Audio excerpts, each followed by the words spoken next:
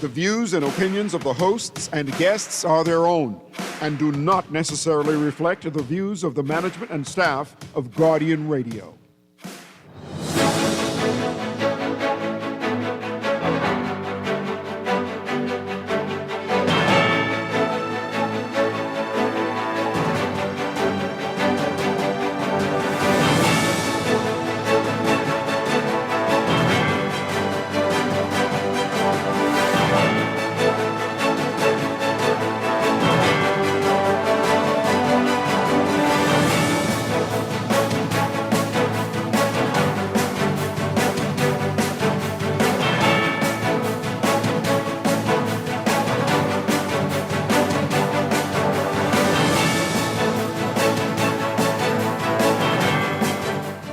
Good morning. The government barring Haitians seeking U.S. visas. Haitians among those banned from entry to the U.S. Integra breaking ground on their controversial project in Exuma.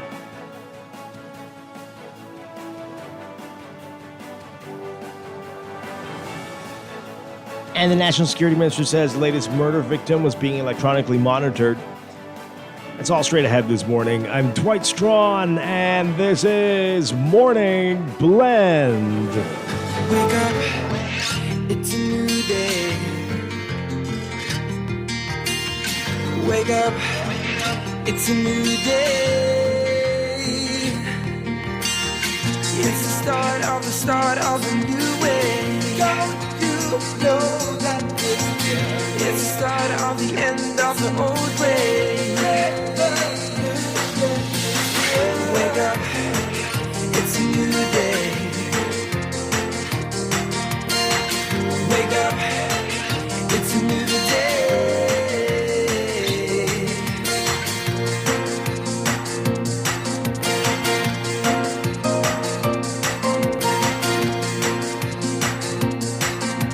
Good morning again, Bahamas. It is Friday, September 5th, 2025. This is Morning Blend on Guardian Radio 96.9. Again, I'm Dwight Strachan. In a moment, Alexis Burrows will be joining us. Also this morning, as we lead up to International Literacy Day, we are going to be getting a preview of what to expect this year and a special two-part edition of the show involving literacy beginning today. That's all ahead, but first, it's time for the overnight, the latest breaking news from while we were sleeping, and the top national and international headlines this morning.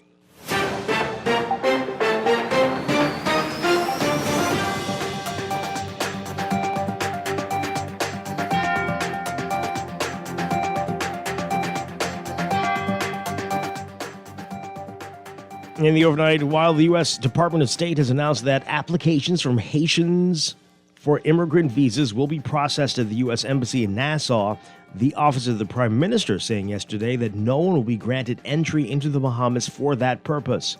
The change in the U.S. policy, which was announced on August 28th and is slated to take effect on November 1st, notes that the Department of State is now requiring immigrant visa applicants to interview in the consular district designated for their place of residence or in their country of nationality if requested, with limited exceptions. It said that residents of countries where routine visa operations are suspended or paused should apply at their designated immigrant visa processing post unless the applicant is a national of another country with ongoing operations. Nassau is listed as a designated post for applicants from Haiti. Well, in response, OPM cited the U.S.'s travel ban on Haitians, announced earlier this year, as justification for its decision not to admit Haitians into the Bahamas for the purpose of processing U.S. immigrant visa applications. It noted that in June of this year, the United States issued the policy fully restricting and limiting the entry of Haitian nationals to the United States. It said, quote, in light of that policy, the announcement that immigrant visa applications by Haitians to the United States can only be processed at the U.S. Embassy in Nassau will result in no additional entries to the Bahamas for the purpose of U.S. visa applications. And it says because the U.S. policy fully restricts entry to the country by Haitian nationals, the Bahamas will not grant entry to this country for the purpose of applying for a U.S. visa. Well, widespread and severe gang violence has overrun Haiti's capital, Port-au-Prince, where political and social unrest in recent years has resulted in one of the country's biggest humanitarian crises in its troubled history. Members of the international community have scrambled to find solutions and prevent the country's complete collapse. Back in June, U.S. President Donald Trump included Haiti on a list of 12 countries whose nationals are barred from entering the United States, citing an influx of illegal migrants from Haiti in the U.S. in recent years, in addition to a high visa overstay rate. Trump's proclamation noted that Haiti lacks a central authority with sufficient availability and dissemination of law enforcement information necessary to ensure its nationals do not undermine the national security of the United States.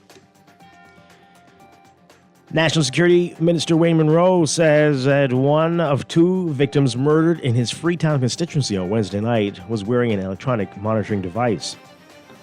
He said the man was the victim of was charged in excess of 30 rounds. Well, so that one of the men was shot with an excess of 30 rounds of ammunition discharged at that site during that scene. Police say that shortly after 10 p.m., the men, ages 41 and 32, were at a residence on Johnson Alley when four masked men with firearms forcibly entered the house. The assailants fled in a black Nissan Juke. Monroe urging Bahamians to assist police in the fight against crime.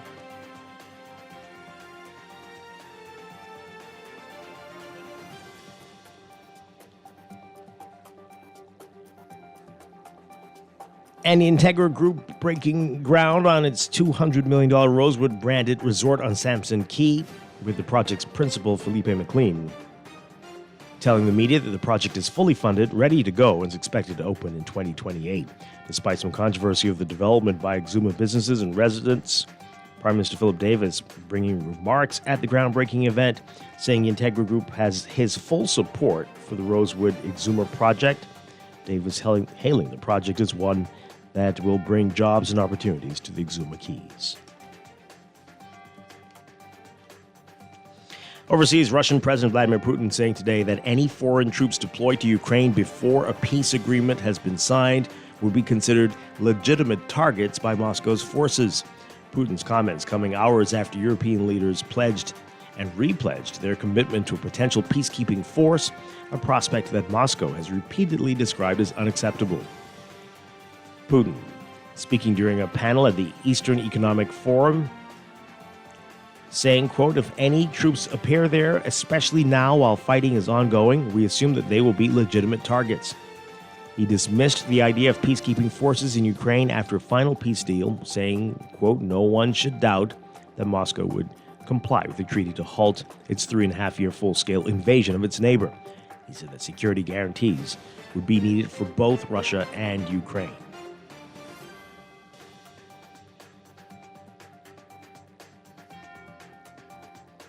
More than 64,000 Palestinians have been killed in the nearly 2-year war in the Gaza Strip, according to local health officials. This as Hamas and Israel reiterated their incompatible demands for ending the fighting sparked by the militant group's 2023 attack. Israeli strikes killed 28 people, mostly women and children, according to hospitals, overnight and into Thursday, as Israel pressed ahead with its offensive in famine-stricken Gaza City. A military spokesperson saying Israeli forces control 40% of the city and that the operation would expand in the coming days. In the occupied West Bank, Israelis established a new settlement in the Palestinian city, according to anti-settlement monitoring groups. The latest strikes coming as Israeli troops were operating in parts of Gaza City with plans to take over all of it. The most populous Palestinian city is home to around 1 million people, many of whom have already been displaced multiple times.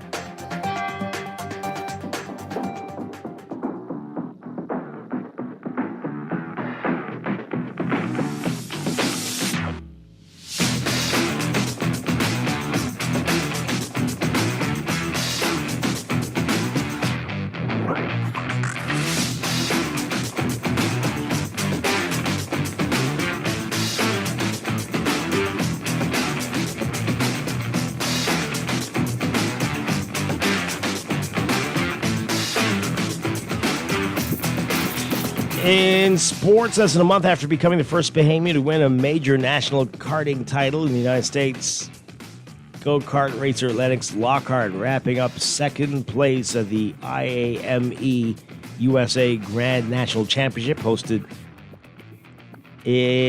by Trackhouse Motorplex in North Carolina this past weekend. That's IAME, the Italian-American Motor Engineering Group. Lockhart emerging victorious in the Micro Swift shootout qualifying round with a best lap time of 39.627 seconds. Read more about that in today's Guardian Sports section.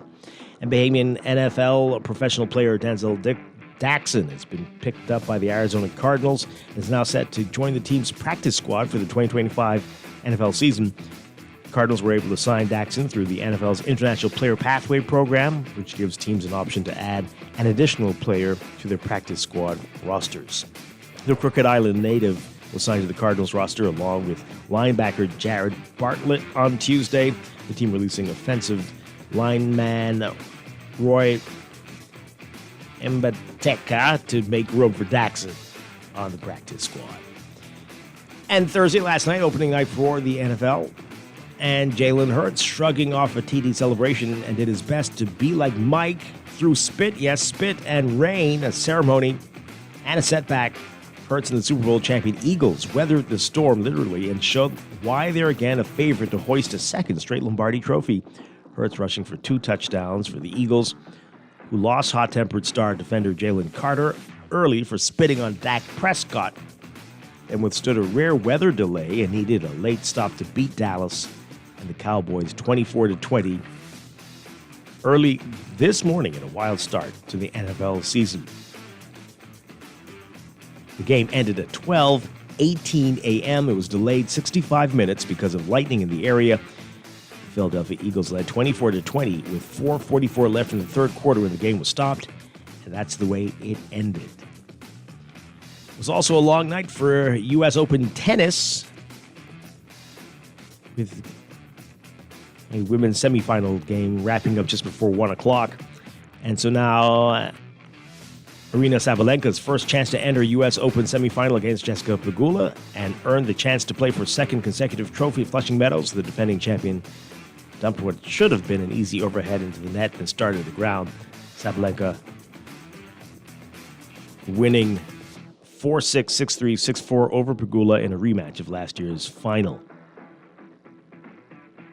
On Saturday, she's going to face number 8 Amanda Anisimova in the final. The number 1 seeded Sabalenka will be trying to become the first woman to claim consecutive championships at Flushing Meadows since Serena Williams got 3 in a row from 2012 to 2014. Anisimova beating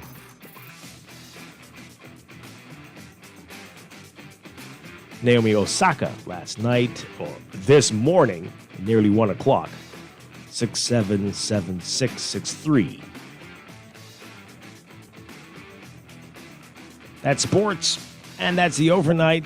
Time for your first look at weather.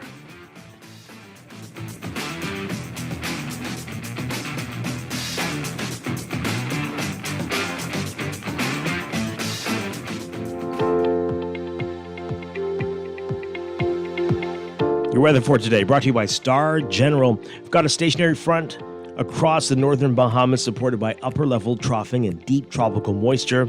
That's going to continue to produce scattered showers and thunderstorms across the northern half of the country today through tonight. Meanwhile, a drier air mass and building high pressure will bring more settled weather across the central and southeast Bahamas beginning today. So that frontal boundary is forecast to gradually lift north of the area over the weekend, and that's going to allow high pressure to anchor itself over the central and northwest Bahamas. But lingering moisture and troughing will continue to trigger isolated to scattered showers and thunderstorms across the northern Bahamas through the remainder of the week into the weekend. By Sunday, the southeast Bahamas can anticipate elevated chances of shower and thunderstorm activity as a mid-level disturbance approaches the area. So some of the thunderstorms we'll see today will be strong to severe at times, particularly in portions of the northern and northwest Bahamas.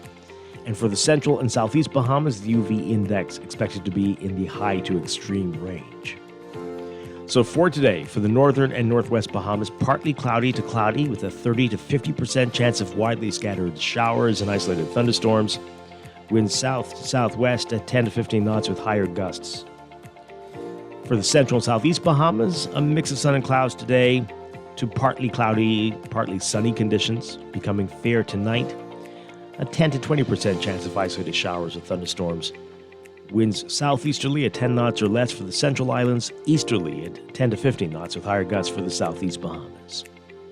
Temperatures today, highs getting up to around 91 Fahrenheit, 33 Celsius for the northern and northwest Bahamas, up to 93 Fahrenheit, 34 Celsius for the central southeast Bahamas. The heat index will be a factor for those islands, making it feel as hot as 106 Fahrenheit, 41 Celsius today. Overnight lows for the northern and northwest Bahamas around 79 Fahrenheit, 26 Celsius, about 81 Fahrenheit, 27 Celsius for the central and southeast Bahamas tonight. That's your first look at weather this morning. We'll have your extended outlook for your weekend coming up in just a bit. This weather check brought to you by Star General, insurance made simple.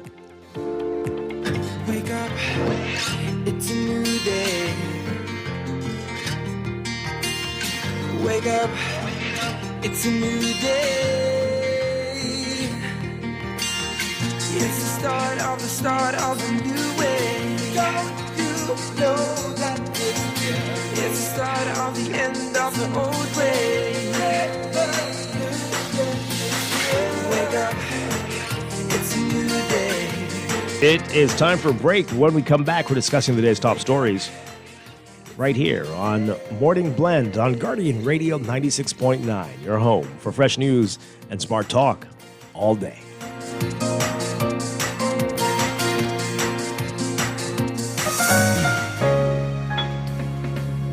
New school year, new gear. From uniforms to laptops, a Fidelity personal loan can help you check every item off of your kid's school list. Jump into back-to-school season with ease. Apply for a Fidelity personal loan today. Call 356-7764.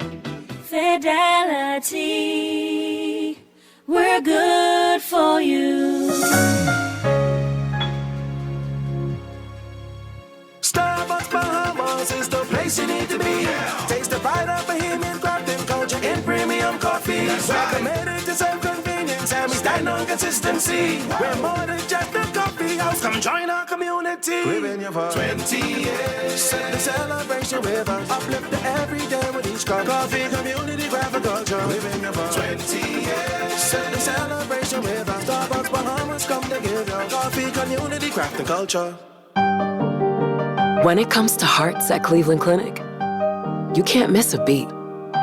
You seek the best care possible, work with the brightest minds, and leave no stone unturned to get to the heart of the matter. Because understanding is always the first step to overcoming.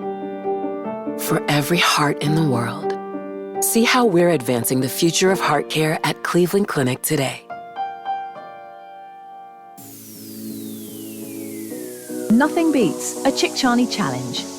On September 27th, we're bringing the action, a 5K course packed with 20 thrilling obstacles. Start and finish at Fusion Superplex with energy, fun and excitement all around. First time? No problem. Try the Chickchani Light version, built just for beginners. Got kids? Ages 3 to 7 can take on their very own Chickchani Kids Challenge. And this year, we're turning 10. So grab your team, mark your calendar, and come celebrate with us. Visit chickchanichallenge.com to sign up today. Thanks to our sponsors Fusion Superplex, Guardian Radio 96.9, Kalina, RBC, Advantage Insurance, Party Pilots Rentals and Events, Fincastle Media Group, Powerade, Click, and Art of Graphics. Maybe it's time to explore your options. There's no harm in reviewing your mortgage arrangement and considering a better deal. CIBC Caribbean can help you narrow your search and decide. Switch your mortgage to CIBC Caribbean and enjoy a special interest rate and help towards your switching cost. Visit CIBCFCIB.com/inspired home for more information. Conditions apply.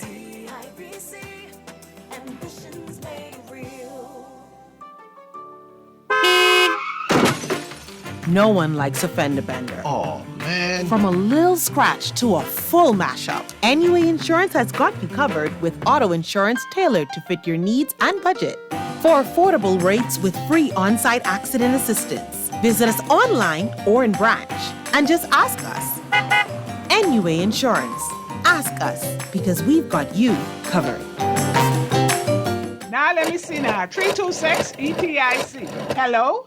This Epic battery. This Miss Beulah from round the corner. I hear you're selling tires now on Wolf Road too. Praise the Lord. It's about time. I live Fox Hill and Fire Trail. It's too far. That ain't all. They open Monday to Friday, 7 a.m. to 7 p.m. On Sunday and holiday, 8 a.m. to 4 p.m. My brother Sam, he's a hacker, and he could go right there and get fixed up. Call us at 326 EPIC. We ship also to the Family Island.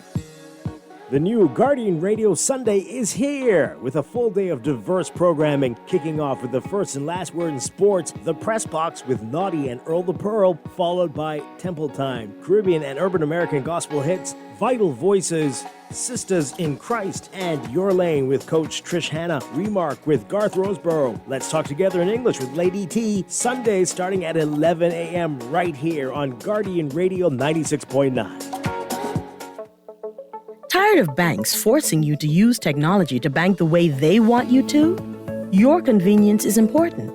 So no matter what your banking needs, Commonwealth Bank's friendly staff are always available in branch for that personal one-on-one service. But when you choose technology, our online and mobile banking app offers you state-of-the-art functionality.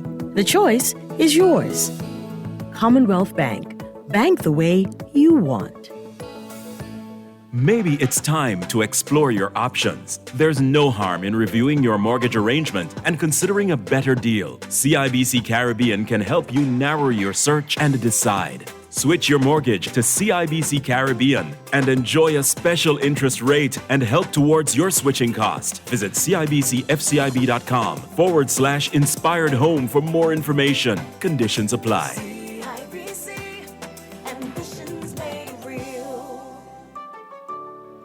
Planning for retirement can be overwhelming, but with CFAL, it doesn't have to be. We offer tailor-made individual, group, and pension solutions that take the guesswork out of retirement planning.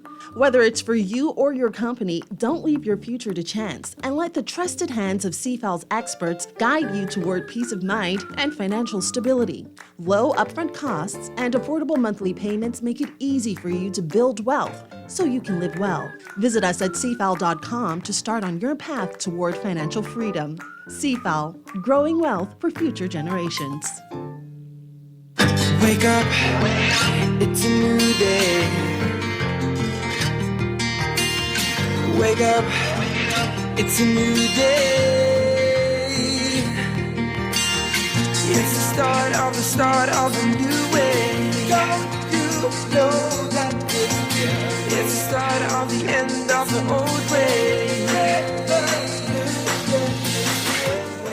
Welcome back to Morning Blend here on Guardian Radio 96.9. We are streaming live on GuardianTalkRadio.com and on the Guardian Radio app for smart devices. Also on your televisions on Cable Bahamas Channel 969 and BTC Flow Channel 612. You can tweet us at MorningBlend969 or Facebook.com/MorningBlend969. Text us 422-4796. Standard text rates apply. Once again, I'm Dwight Strachan. Joining me, very happy to have back with us, Alexis Burrows. Alexis, good to see you. Good to be here. Happy to be here, man. Also host of Vital Voices. Yes, sir. Which is on Saturday, but moving to Sundays. Yes, starting Sunday coming, yeah. Good to have you. Yeah, man, it's good. We've been having a lot of interesting conversations on the show. For anybody who's been listening, we have, there's a number of leadership and HR events that are coming up over the next few weeks. So we have, as guests, we had Annette Cash recently who's having her Unleash Your Power Women's Leadership event. Right, yeah, she's coming on in a few weeks here too. Yep. We had Ahmad Rashad Thompson on talking about his Disrupt HR conference. And then we're in the process of getting Patrice Taylor on to talk about her Live to Lead conference that's happening in October. Okay. So there's a lot going on in that space. And then we have, September is National Suicide Awareness Month, Suicide Prevention Month. So we have a couple of psychiatrists that are going to be coming on the show to talk about that. And then we recently had Dr. Carmen Cartwright from Oak Tree Medical Center talking about thyroid issues. So It's been a good run of episodes. We're nearing a year on the show very soon. November is going to make a year. So it's been a wild ride, a fun and interesting experience. We have a lot of really good conversations on the show. Definitely a lot. I'm excited for what's coming up in the next few discussions. weeks. Yeah, good stuff. And so you're going to move to 2 p.m. on Sundays. Yes, starting this weekend. Excellent stuff. Good stuff. Good to have you with us here this morning. Awesome. Good to be here, man. Got a lot to talk about. International Literacy Day is coming up. That's on the 8th. That's Monday. And we've got a two-parter for you. The Ministry of Education doing something special. Reading on the Radio is what they're calling it. And so we're going to get a preview of what to expect today. And on Monday, they'll be back with more on International Literacy Day as we're encouraging literacy, which desperately needs to be encouraged here and everywhere. So looking forward to that. But there is a whole lot to talk about right now in the news.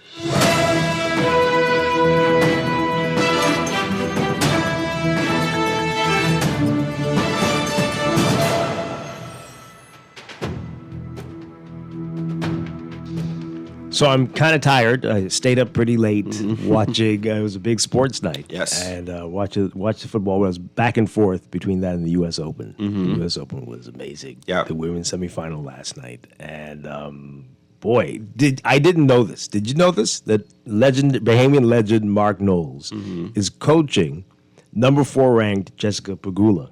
I did not know that. And so she was playing Sabalenka, who's number 1. Right. And, she's quite a character, Sabalenka. But yeah, so that was a really interesting match yesterday. And they were talking to Mark Knowles during the match. Right, that's pretty cool. And they mentioned the Bahamas a million times. And it was really, really cool to see that. And she was so close to beat. I really was hoping, because Sabalenka's attitude annoys me a bit. But Sabalenka's going to be playing in the final. It's a really fun time to be a sports fan as a Bahamian. We're seeing our people all over the place. It used to be predominantly track and field with the Olympics, and then we got Buddy and Aiton, and now VJ Edgecombe in basketball in the NBA. We have Jazz, obviously, in Major League Baseball, and to hear Mark Knowles is coaching the number 4 ranked tennis player in the world, that's pretty cool. It's amazing how much talent is stored up in our country. You just gotta put more energy behind making sure we're getting the people everything that they need to really show their talent, show their stuff. Absolutely. And as you said, it's so diverse, the types of sports the Bahamians are in. There's something in the papers today about racing, and it's just unbelievable.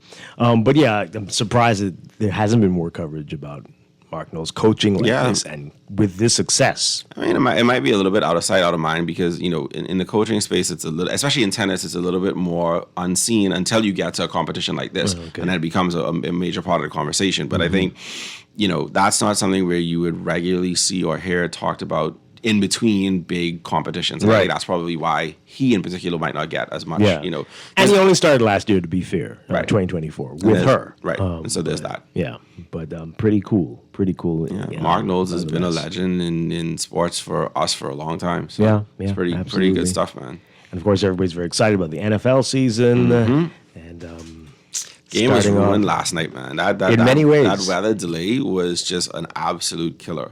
And everyone's talking about the spitting. Well, unfortunately, I don't know that Roger Goodell's probably shaking his head like, this is how we're going to start the NFL season with a player spitting on the Super Bowl winning quarterback from last season, literally within the first 6 seconds of the game. So you have that, and then you have the weather delay that I think just kind of really disrupted the flow for both teams, because nobody scored after that. Right. The score when they went into the weather delay was the same and score 24-20. But it's football season.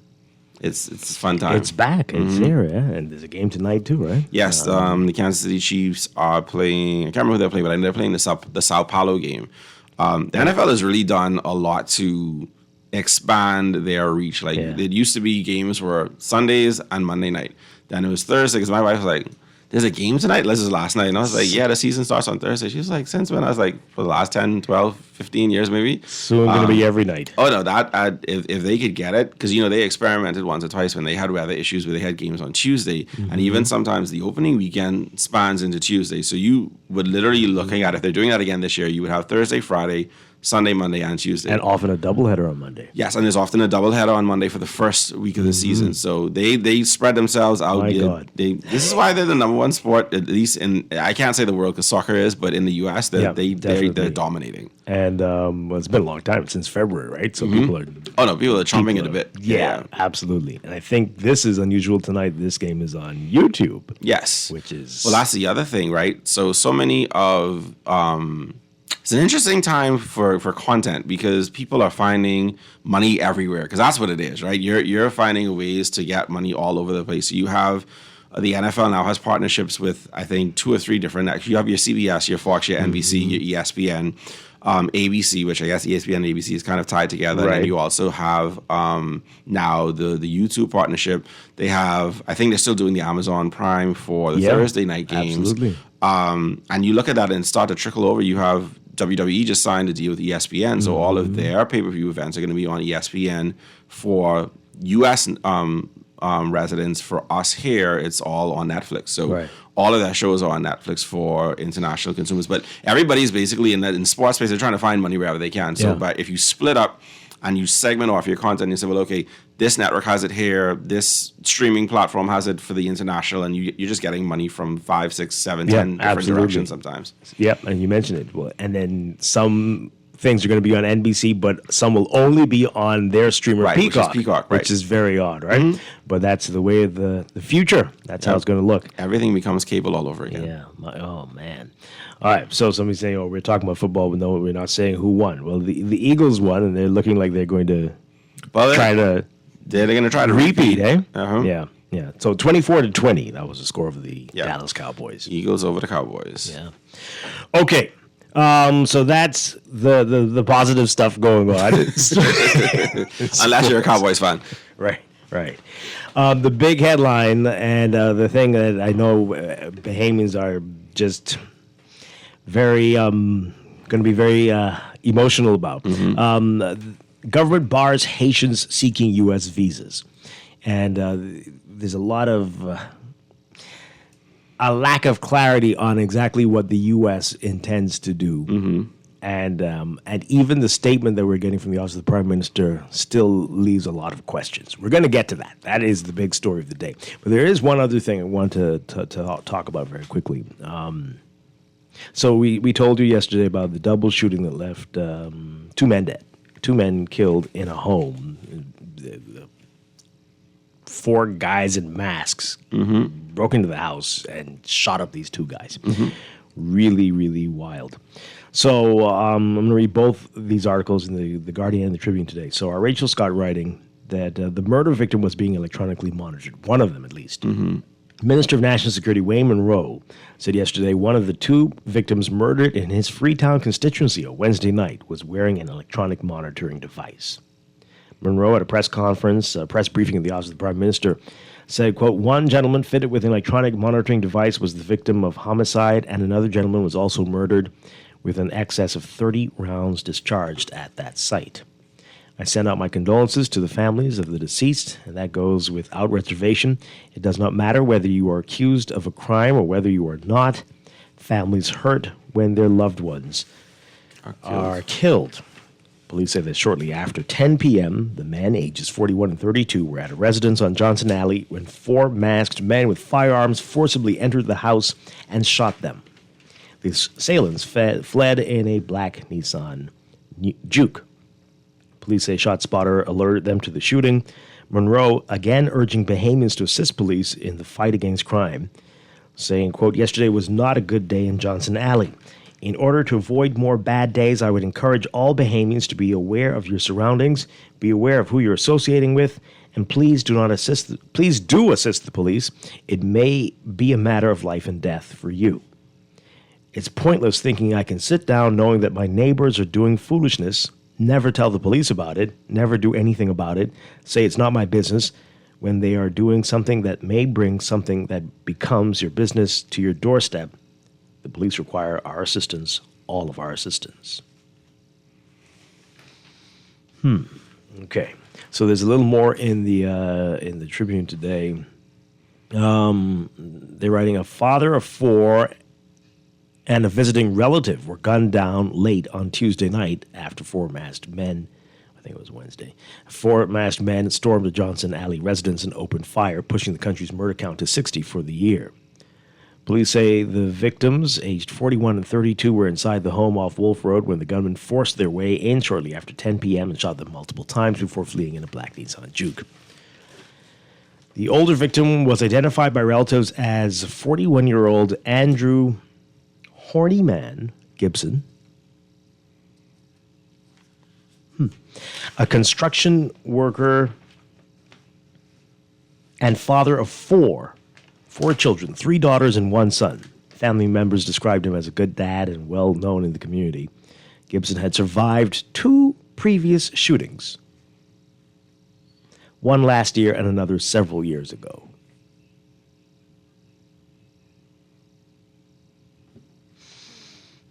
It's a lot of cheating death.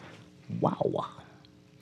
Okay. Relatives said he lived at the Johnson Alley residence with his girlfriend and her children. They added his death came as a shock, saying, quote, "We leave everything to God. God will deal with everything." I don't know what that means. Okay.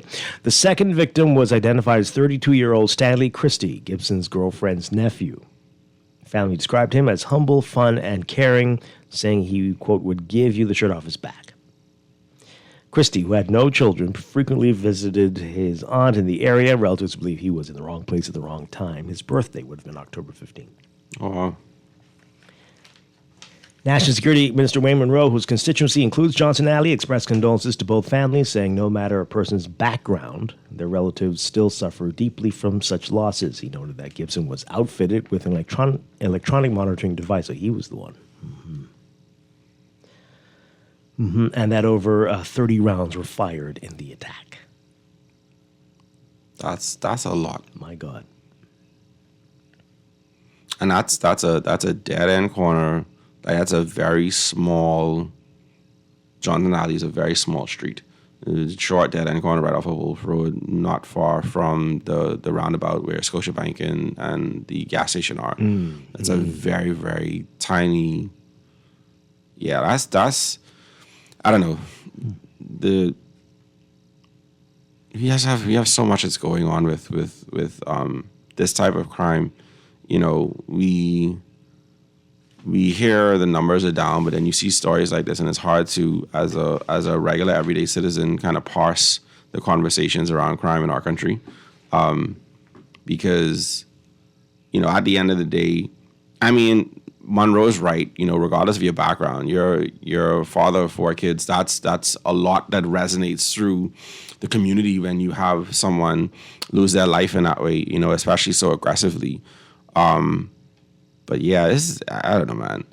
These stories as a dad with 2 kids, you know, hearing stories like this, stories like the young man who died in a sleepover on the weekend with the fire in Abaco, like it's gut wrenching, because it's like you're raising kids in the world and you want to be like, okay, how do I keep them safe? How do I, you know, keep them from being in the wrong place at the wrong time? Things like that, because you know, you have stuff like this happen and you just like, how do you protect them? And I think that's kind of even more so the questions that regular Bahamians want to have answered, is just what is being done to help keep me and my family safe beyond what I can do as a regular everyday citizen? Because then you don't want to turn around and then everybody's sitting up, you know, with a gun in their home because they want to be able to protect themselves. Like, there has to be more that can be done. Well, what do you think of what Monroe is saying, right? Know the people you're associating with. If you suspect they're involved in something, don't be around them, because you could put yourself into danger. If you know something, say something. Would that go a long way into helping us address these problems? It would. I mean, I think that's a narrative that has been in the political sphere and in the police sphere for a very long time, which is, you know, the thought that a lot of people know that they have family members or friends who are involved in, you know, all manner of activity, illegal activity, and they don't say. And so then when you have things like this happen, there's the uproar, and, you know, but it's like, if you knew and there was something that could have been done about it, you know, to say something. And I guess I agree. I think there is more that can be done with people just being, you know, we have to stop standing behind, well, that's my good son, right? It's just like, if your good son is involved in illegal activity, because it could come to your doorstep as his good mother or as his good father, right? Because if someone comes to your doorstep looking for your good son and he's been involved and you've not done anything, you're very much enabling it to continue. So I'm gonna, because people, I don't know what to say. We got to stop the pretending, though, right? Let's stop. I mean, yes, people can say, "Oh, don't speak ill of the dead," but seriously, let's stop playing games. My God, you're being electronically monitored. You've been shot twice. Come on, just stop it, and you stop with the games. Stop with the games. There should be no surprises. I'm not saying anybody deserved anything. I'm just saying that let's stop playing. And you're taking big chances. Yeah. You're in a home with somebody who clearly has a matter before the court. You've got your children there. You're hanging out. You're taking chances. Shot twice before? Twice? They said twice last year, and then a time before that several years ago. So this would have been the fourth time that I guess. Well, one last year and another several years ago. We don't know. Two previous. Yeah. So that's a hell of a lot. That's a lot. It's a blessing that none of his kids or his girlfriend were harmed in the incidents. But 30 shots. I mean, you came there with a purpose. You don't. That's not robbery gone wrong. That's not, you came there with a very, very particular intention. It's insane because you think about it, even at that time of night, obviously they're in the home at that point, but that's still a relatively busy area. You have a wash house up the street. You have a food, like a restaurant right literally at the edge of the corner. That's still a relatively busy time and area. That's how I say it comes back to, like, what are people supposed to do, even just in terms of, because you can imagine you standing out there, waiting for your food, and you hearing, are you waiting for your clothes to wrap up in the laundry, and you're just hearing gunshots, like 30, that's a lot. No. That's traumatizing, you can imagine. So that's how I say, you don't, it's just such a strange, a strange set of circumstances we find ourselves in, because how do you talk about it in a way that is not speaking ill of the dead, but also is recognizing that, it seemed like it was coming to his doorstep, and it was not going to end. Yeah. Let's get your reaction to this quickly before we move on. You can call in 323-6232, 325-4316, 325-4259. Call us toll free, 242-300-5720. Tweet us, Facebook us, text us, 422-4796. Got a few of your text messages. This person says here, a message for Wayne Monroe. This is a text. Oh, boy.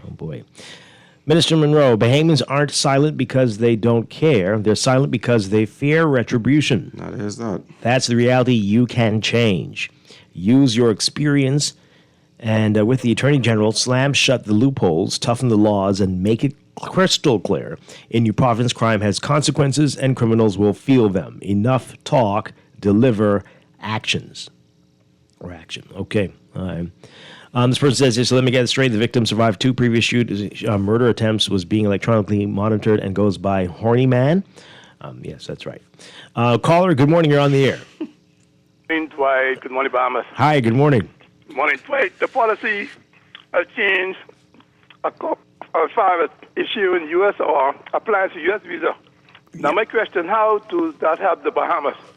Because, they are still issuing Bahamian passports, right? Which is obviously some conspiracy in how they get in the passport. So what the policy the Bahamas need to do is change on, rather than giving them our passport, give them citizenship. Because by not allowing them to apply for U.S. visa. Okay, wait. You go. That make our thing worse. You go. No. We're going to get to that in a bit. But that is, first of all, the accuracy of those claims And Fred Mitchell, the Minister of Foreign Affairs, has already said we need to stop spreading that stuff. That is not the reality. We'll get to that in a bit, though. We're going to get there in just a second. I know that is the hot topic. We're going to spend a good deal of time talking about that in just a bit. Okay. A few more messages before we get to that. Wait, so the last text message, he was just trying to confirm that the man had been shot at twice and his nickname was Horny Man. That was it? Yes, that's all. We have a lot of texters who are... okay. What they call it? He's trying to verify the facts. He's just trying to verify the facts. You know.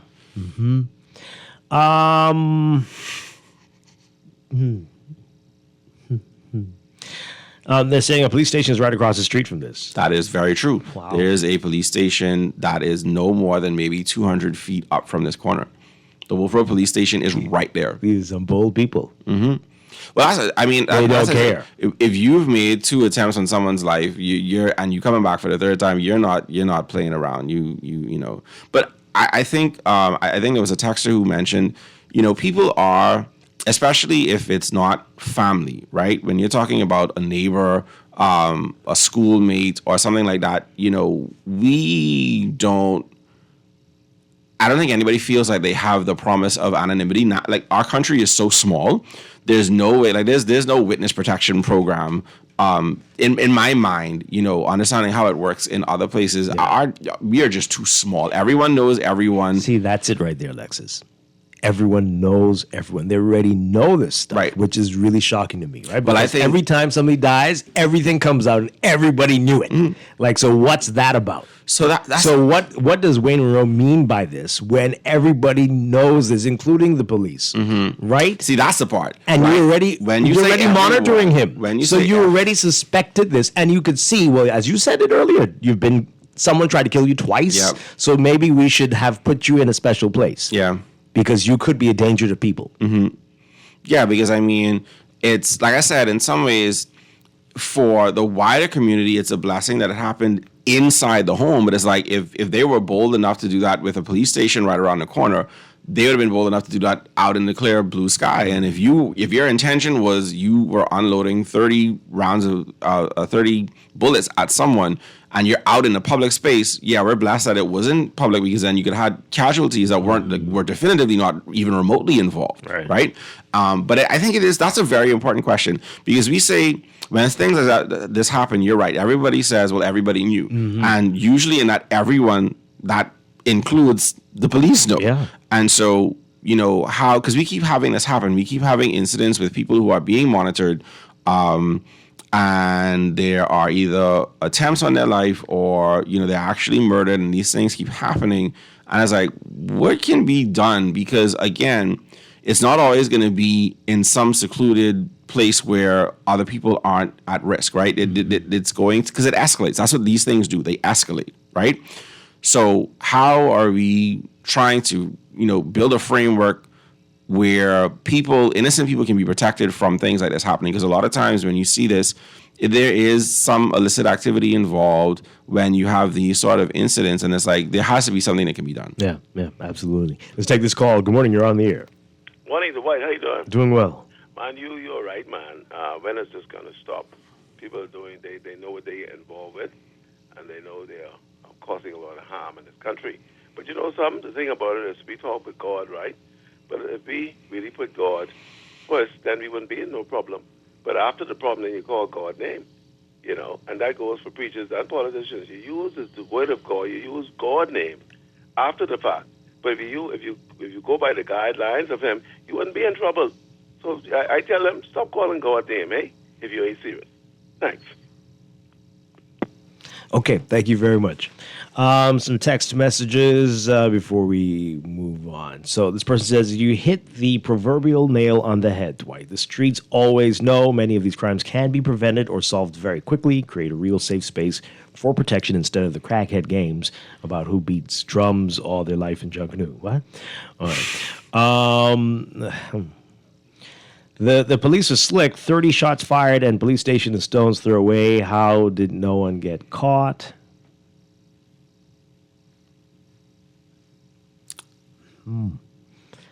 Well, there's still time. But it's very interesting. Very the shady question there is, how long did it take for police to arrive on the scene? That's the actual shady question. But yeah. Caller, good morning. You're on the air. Good morning. How you doing? Doing well. The funny thing is, I always say, right, this island is only 21/7. Think about that. And if you break down where crime actually happens, it's even a smaller area. So if everyone always seems to know everything about every crime or person or whatever, don't you think, let me give you my theory. My theory is that they don't want to do anything to stop, reduce, control, or whatever crime, because certain persons in power make their money off of crime, indirectly per se representing criminals. It's like asking a mortician to help find the cure for cancer. You see what I'm saying? Like, so I don't understand when people are going to realize that persons in power who are able to do something about it do not want to do anything about it because they choose not to. It's not that they can't do it. There's too much technology available there, from CCTV to short spotter, license plate recognition technology. I mean, it's all, listen, this, like I said, it's island 24/7. Stop fooling ourselves to think that they want to fix a problem that they make money on. It's that simple. Okay. Thank Wow. you. That's dark. But a lot of people wondering the same thing. Yeah. Oh, man. Let's take another call. Caller, good morning. You're live on the air. Right. Hi, good morning. Yeah, Dwight. That caller, go to the head of the class, man. Dwight, I've been telling you about the status quo nation for a little while, right? You know that, right? Mm-hmm. And all of the past is that the PLP in there for them, they make good stories for talk shows, you know, Dwight, because, hey, I believe we can be talking about these guys, them, as long as they be in power, because like the gentleman just said, clearly these none of these status quo parties are interested in simple correction or development in this country. They want to keep it just the way it is because they could keep the people in a confused state, and they could keep doing what they're doing. They have no questions to ask. All they could do is come with their pearly white teeth, smiling and trying to find eloquent sounding sound bites, and that's it. That's all we've been getting for the last 51 years. No concrete effort to solve not the simplest problem that exists in this country. So I agree with that last caller. These guys simply are not interested in correcting the problem what we have going on in this country, to the point that we have a prime minister. I don't know what eyes he is looking out, would clearly tell us that there isn't an immigration and invasion going on in this country. And it seems like it's the media can't see it neither, right? So at the end of the day, whatever going to take place in this country, right? All of the people what have on the blinders, we can blame them for what's happening, because it's only them but can't see what's going on, right? Have a nice day. I don't know how you threw the media in there. I don't understand it, but He was very good at segueing from one thing to the next just now. well, this texter says here, a previous texter is correct. When I reported my neighbor to the police, 2 days later, the same neighbor asked me why I reported him to the police. But that's the issue. That's the issue. So when you think about, especially if people are involved in the most serious of crimes, the concern that regular everyday people have is, if I go to you and say XYZ is happening with my neighbor across the street, down the road, you know, my kid's friend at school, that it's going to come back and it's going to visit my doorstep. And that is the concern. That's why our country is too small. It's like you have too many stories like that, like the texter has, which is I said this and then this came to my doorstep. And sometimes it's not as simple as them coming to ask you why. Sometimes it's now you're dead in the street. Because depending on the level of criminal activity that the people are involved in, that's the risk that you run. And so people move into self-preservation mode. I'm not going to risk my life, as someone, like for me, as someone with a young family, I'm not going to risk my life to tell the police that XYZ is happening with my neighbor down the street, if I know that there's a possibility they're going to come to my doorstep or, find me in the grocery store or coming out of the grocery store. You know what I mean? Like, that's how people are going to think. Right. And until there's a method to protect people legitimately and not just have, because why would it need to be known that this particular person went to the police about this person? Why is that necessary? Got a lot of theories on that one, but we'll save that. This person says here, this is why we have Crime Stoppers, so that the police do not know who reported it. So they're saying call Crime Stoppers instead of going to the police.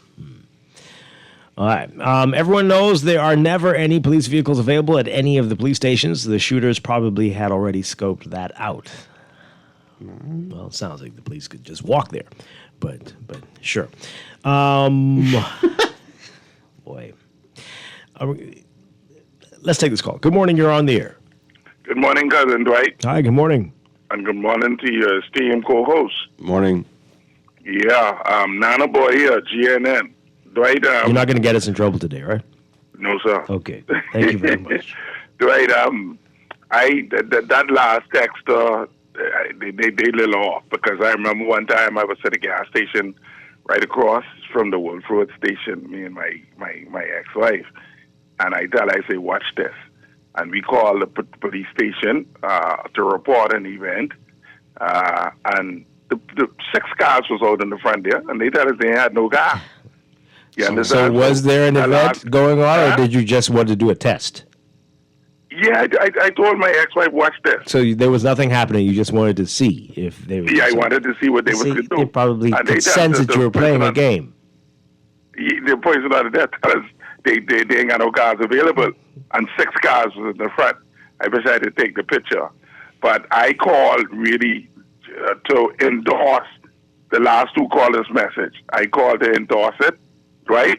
It's time we take our heads out of the sun as Bahamians, stop this getting emotional stuff and face the reality of what is going on in this country, right? Now, this embassy thing, I know you ain't reached that yet, but I got to go to work. But what I want to know, Dwight, is if someone from Haiti wants a visa and he can't get online, what is that person supposed to do? That's what I would like. How are they supposed to access the visa department here in the Bahamas? Why can't they get online? Why can't they get online? They may not be able to get online. Okay. Suppose somebody want get to go to the United States from Haiti. That means they gotta come to the Nassau in order to access the visa department in order to get to the United States. I mean, I'm not sure how that's supposed to work. Maybe y'all can help me on that one, right? I a little confused. Thanks for taking GNN call. Okay. I seriously suspect that wouldn't be a scenario that would be likely, despite all the chaos in Haiti. Yeah, I think the challenge to this point is it's not clear, right? I think one of the ways that we diffuse what people might deem as emotional responses is by having clarity of what exactly is supposed to happen.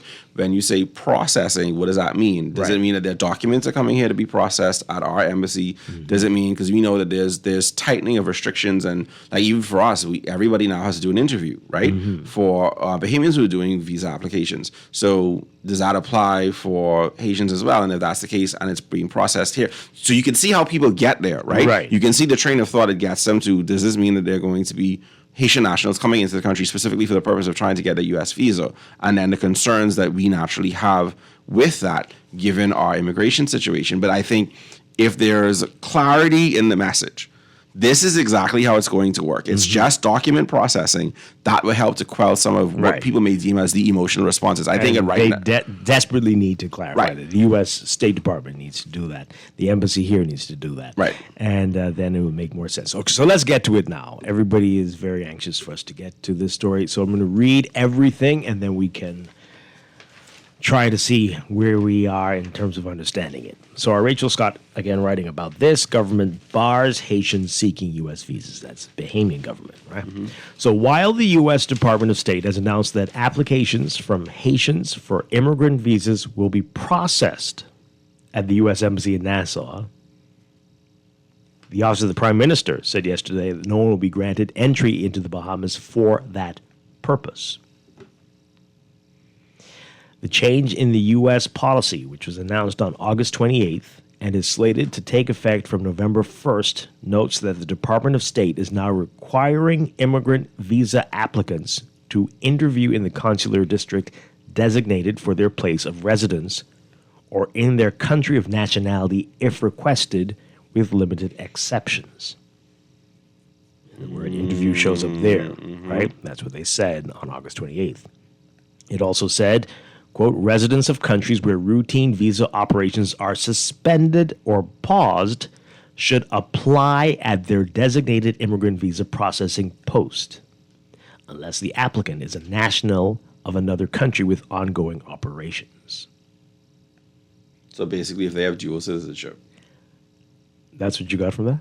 Yeah? That's what I got from it. So they're saying if you are a resident, or no, because you could be a resident of the country, but not a citizen of the country, right? Mm-hmm. So you could be residing in a country that doesn't have a U.S. visa processing, but you're the citizen of a country that does, which means that you could apply through your country, your actual national.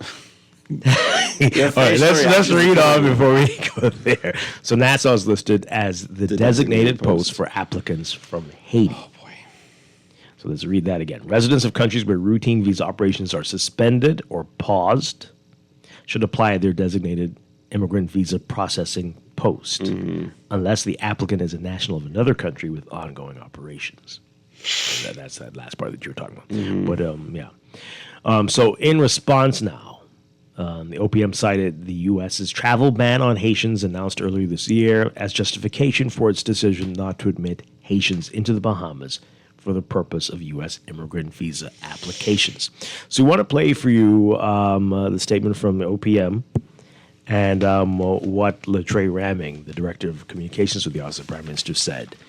Does it make it clearer? I'm not too sure, but this is the statement they issued. Take a listen. In June of this year, the United States issued a policy fully restricting and limiting the entry of Haitian nationals to the United States. In light of that policy, today's announcement that the immigrant visa applications by Haitians to the United States can only be processed at the U.S. Embassy in Nassau will result in no additional entries to the Bahamas for the purpose of a U.S. visa application. Because the U.S. policy fully restricts entry to their country by Haitian nationals, we will not grant the entry to the Bahamas for the purpose of any applications applying for a U.S. visa. Okay, so now is this so there's something else in the article that explains what's going on right now. Okay. So whether you have a visa or not, you can. What happened in June when Donald Trump, the U.S. president, included Haiti on a list of 12 countries whose nationals are barred from entering the United States, citing the influx of illegal migrants from Haiti in the U.S. in recent years and the high visa overstay rate, right? Trump said, quote, as is widely known, Haiti lacks a central authority with sufficient availability and dissemination of law enforcement information necessary to ensure its nationals do not undermine the national security of the United States. Right? The website of the U.S. Embassy in Haiti notes that it is on ordered departure status with non-immigrant visa services suspended. So referring to Trump's proclamation, it states that applicants who are subject to this presidential proclamation may still submit visa applications and attend scheduled interviews, but they may be ineligible for visa issuance or admission to the United States. So what does this mean? If you apply, will they tell you, well, we're not doing that right now, so sit small and sit back and wait until things improve? And does that mean that there's too much fuss about nothing here because they're not even doing visas? So whether it is here in Nassau or not doesn't mean that and no one can, because we know fully well you just don't show up at the U.S. Embassy here. Right. No, I want a visa. No. Don't even try it. Nope. So you come in here to say I'm trying to get a visa, we'll give you back one-way on ticket. Right. One way back to where you came from. So does that... There's a lot of confusion there because I guess the announcement of...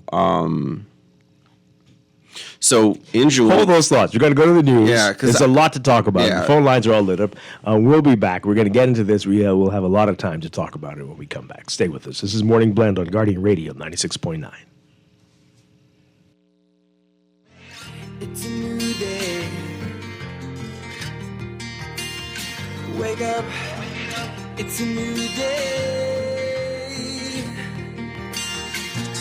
This is Guardian Radio 96.9 FM, streaming on GuardianTalkRadio.com and the Guardian Radio app, Nassau, Bahamas.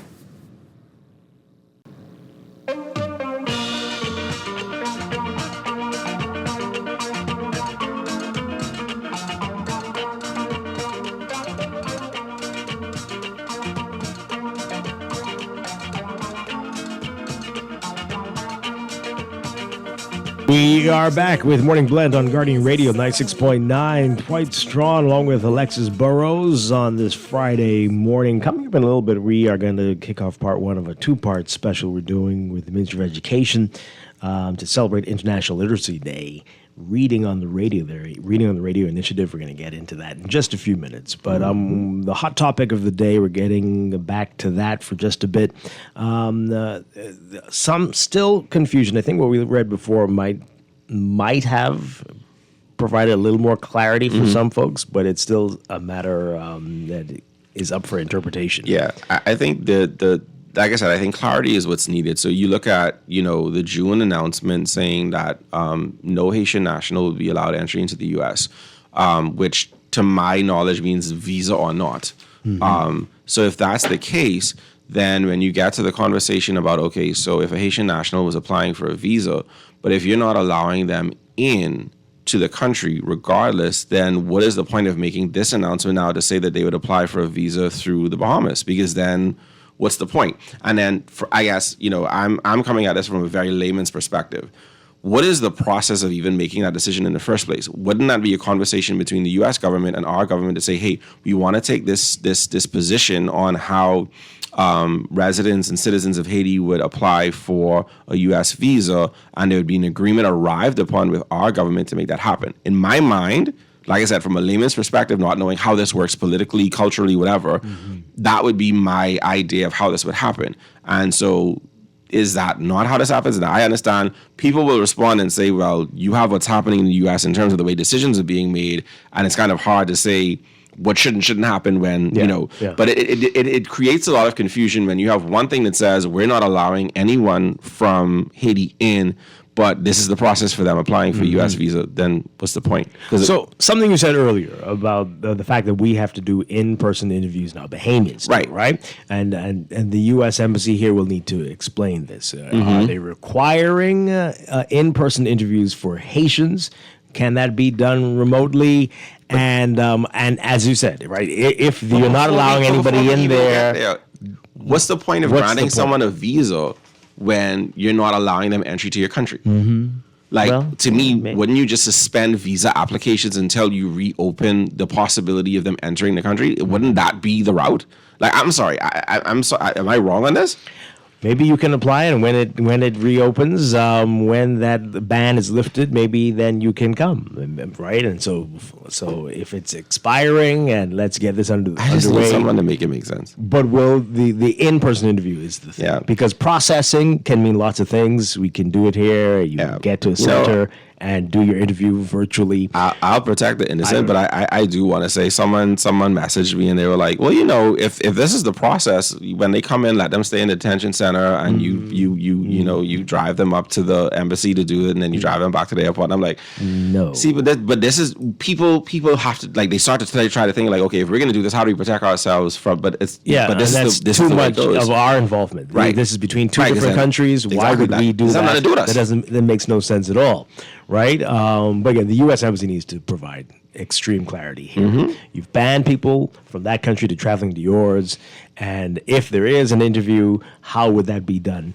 You are not requiring, right? Tell us what, or are you requiring that the interviews take place here? It's the in-person interview part as well. Yeah, because the Bahamas already said, well, you can't come here just to go to do an interview at the U.S. Embassy. So let's get your reaction to it. People have been texting us all morning. The phone lines, I don't think I've ever seen that many lights on this phone, but that's, wow. Okay, every line is taken up. Let's go to the phone lines. Good morning, caller. You're on the air. Dwight. Hi, good morning. Good morning, Dwight. Good. And to Ms. Burrows. Yes, sir. Yes, Alexis Burrows. Good morning. Morning. Well, first off, hats off to the reporter, Rachel Scott. I see she has several very well-positioned stories in the papers today, and quite a few of them caught my attention, including this one. Seems to be a hard-working reporter. What I wanted to say is, I think, if you look generally at the communication from the Prime Minister's office, to me, it's good diplomacy. The President of the United States has declared the Haitian community persona non grata. And generally, we as a people tend to, in the case of situations affecting the Haitian community, we tend to be sort of the back rush kind of through the gate kind of scenario, and in sort of making sure that there's no miscommunication over in Haiti. Forget about what we're thinking here. You can have people for any number of reasons misunderstanding that communication on the other side. And so I think what the Prime Minister is doing is saying, listen, you're not allowed into Haiti, into the United States, under the current environment with the President of the United States. So we're not going to admit you into the Bahamas for the express purpose of a visa application into the United States. One of the important aspect, too, is that, and Mr. Boris alluded to this with his back channel communication reference to detention center. Visas are unique in that, imagine Haitians coming into the Bahamas and the visa not being approved, then there's the responsibility to try making sure that they get back to their designated country. And so to avoid all of that, I think the Prime Minister has been sufficiently preemptive in saying, don't even think about it. We're not going to facilitate that in the current diplomatic environment. There'll be no admission.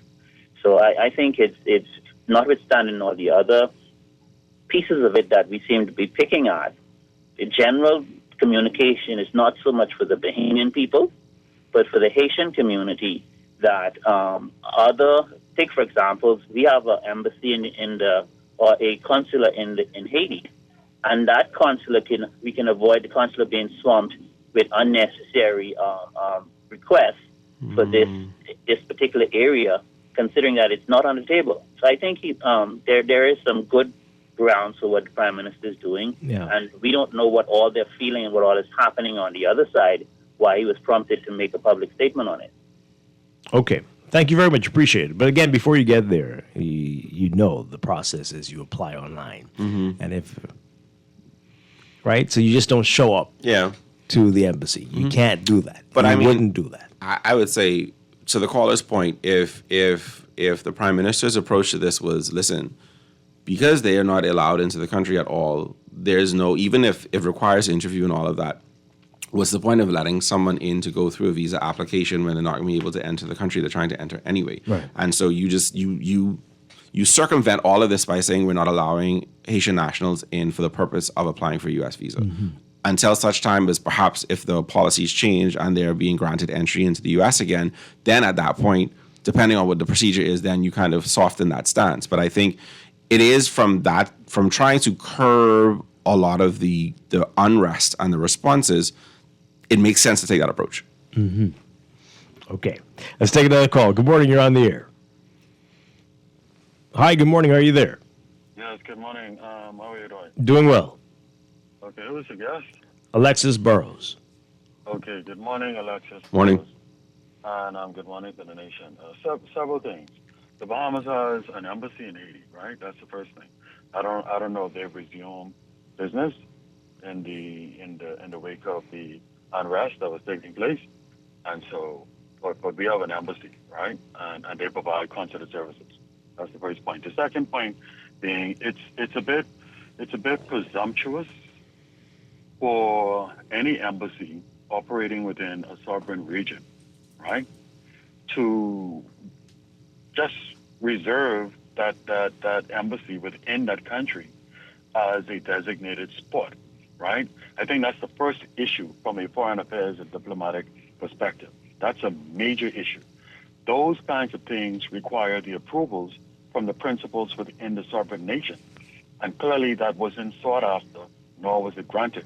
That's the first thing that everybody's overlooking, right? And second thing. Can we say that? Can we say clearly it wasn't? Clearly it wasn't. Yeah, If the okay. government of the Bahamas is stating that it will not permit, clearly it was not sought after, and clearly it was not granted. Clearly. Well, Otherwise, the government would have made mention of it in their statement. But I don't know if I go that far. my other points regarding this thing, Dwight, right? Secondly, if you listen to what was revealed in the pronouncement, the policy pronouncement, which all embassies around the world, U.S. embassies around the world, would have to fall in line with, the United States President, their chief diplomat, stated that not only is he not allowing persons in other regions, including Haiti, to access the United States right now, he stated some of the reasons. They are concerned for the visa violation. They are overstaying. And so what could that mean for the Bahamas? If the United States shut down their consular services in Haiti, right? Because when granting visas to the particular persons in question, they are still overstaying in high and mass numbers. What could that mean for the Bahamas if after the president, the chief diplomat for the United States, makes a pronouncement barring them, right? What could that mean if we allow them to come to our country to apply, not to receive, to apply for a visa? Okay, so again, we know that's not how it works. We know that's not how it works. You don't come to the country to apply for a visa. You do that apply online. but you have to Yes. interview in Right. person. And if they'll tell you that we, at the moment, are not allowing people from your country to come to ours, then there'd be no reason for you to even think about it. And the statement is very clear, right? So we don't have to argue that. They have attempted to designate the Bahamas as one of the locations for the particular country that we're speaking about, for persons from that country, after they would have done the online, to come into our country and conduct a face-to-face. There is so much wrong. I'm trying to figure out. Well, there are a lot of people who are probably living in Haiti who are citizens of other countries as well and might need to go to But those get a persons visa. are different. We are speaking about the President Trump's pronouncement was very clear. He stated it against the particular country. He didn't state it against citizens of other countries residing in that country. He stated it against those citizens. Yeah, so there are going to be people from Haiti who might need to come here to go to their interview because they're also citizens of another country. No.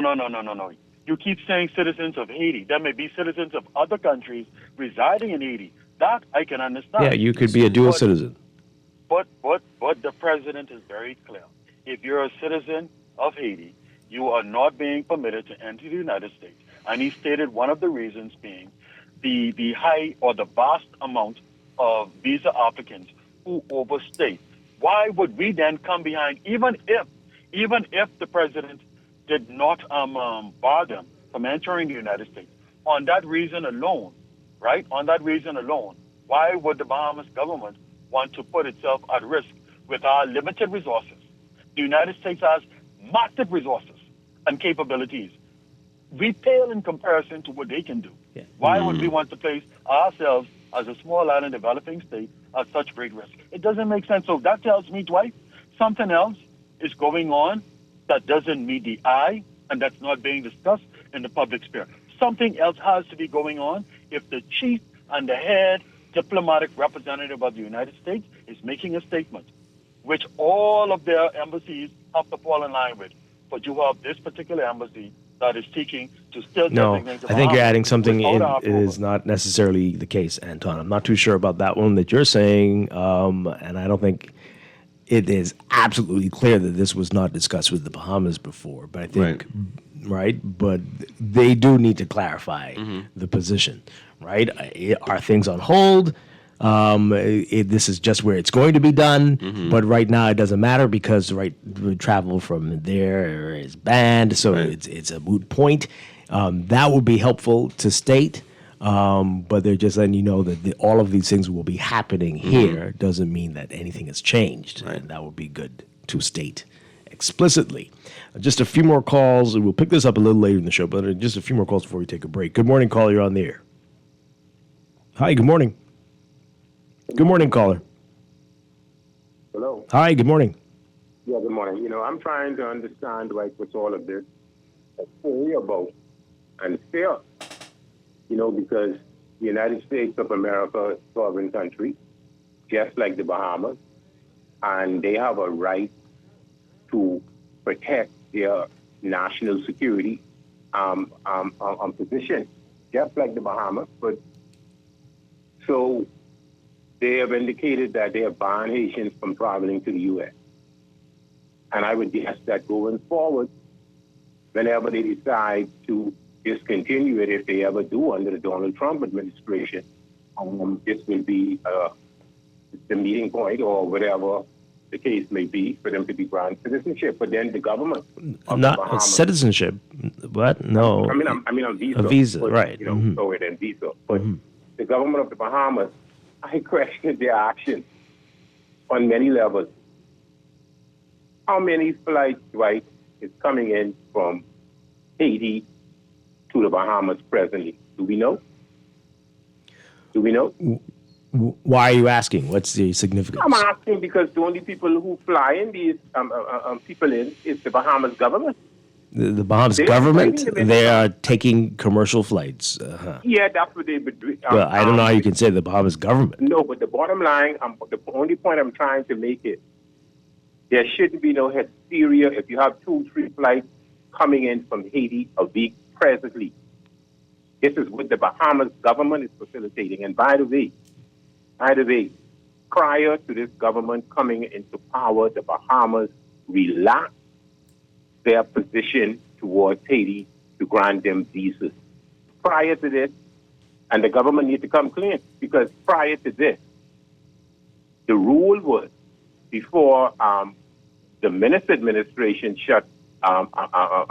discontinued flights, the requirement for Haitians to get a visa, they had to have a visa from another country like Britain, United Kingdom, or some other jurisdiction.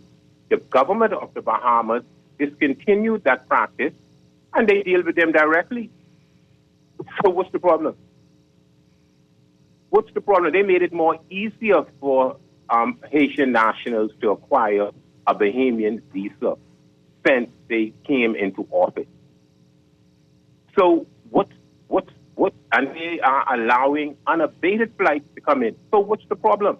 The United States is only protecting their interests, and I guess to me what they're saying is they don't trust the Bahamas document.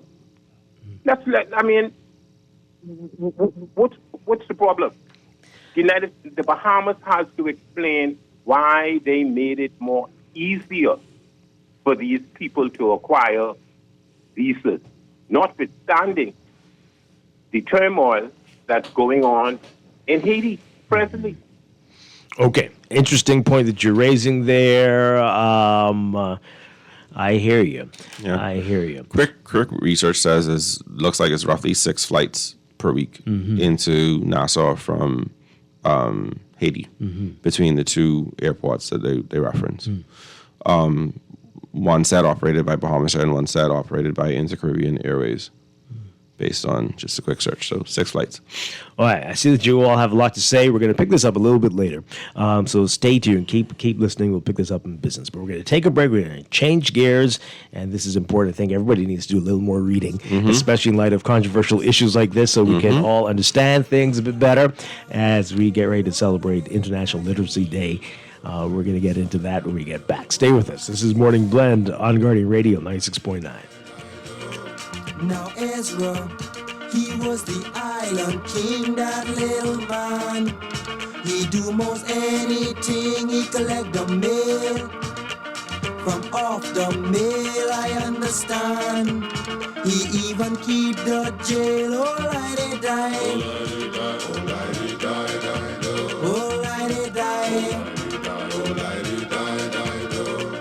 Well, Zelia, she was the island queen. Oh, that gal. She eat most anything. She eat. Here's a Sure-winning art store moment from Shelley and Dee Dee. We're the only full art store in the Bahamas. If we don't have it, we make a list, and trust me, our boss can get that.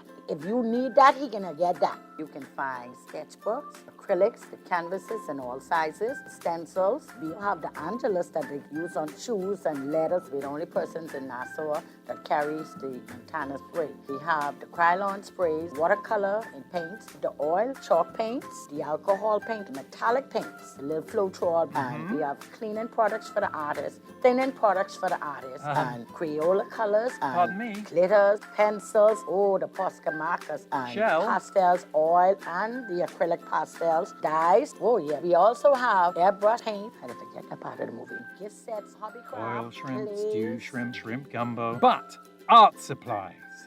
We have a lot of them. Sherwin-Williams Art Store. Find colour in every day.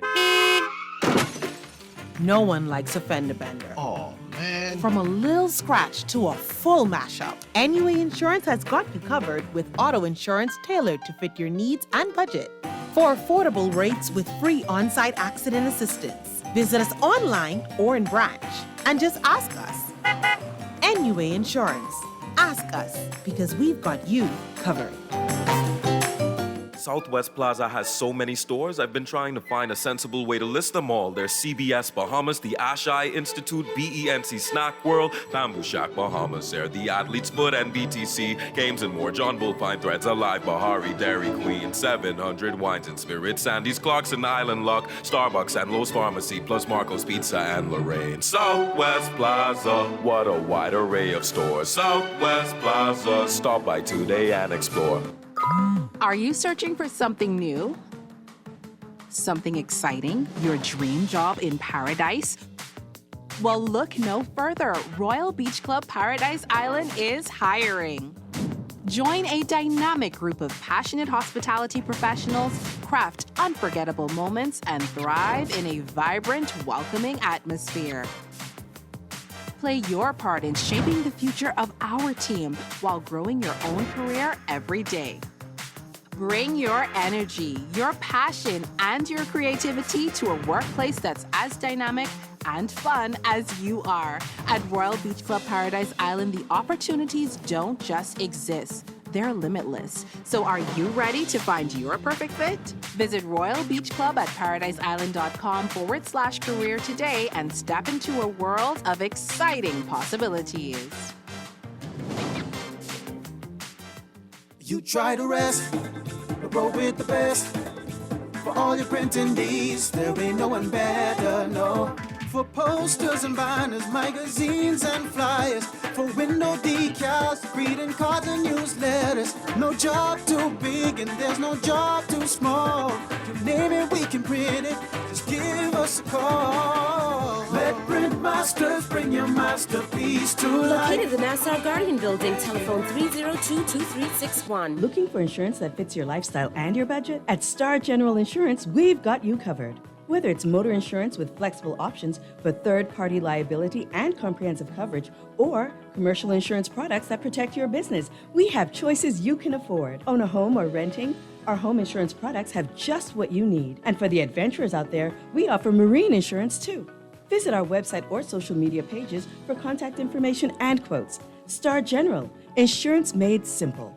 Things may be tough, but Wendy's got you covered. Grab a day single or chicken sandwich with a junior fries and 16-ounce beverage for just $6.95. Why choose less from the other guys when you can get more? At Wendy's, we're providing bigger bites and better deals. So purchase your Tings Tough Value Meal today. Now available at all locations excluding the airport and food truck.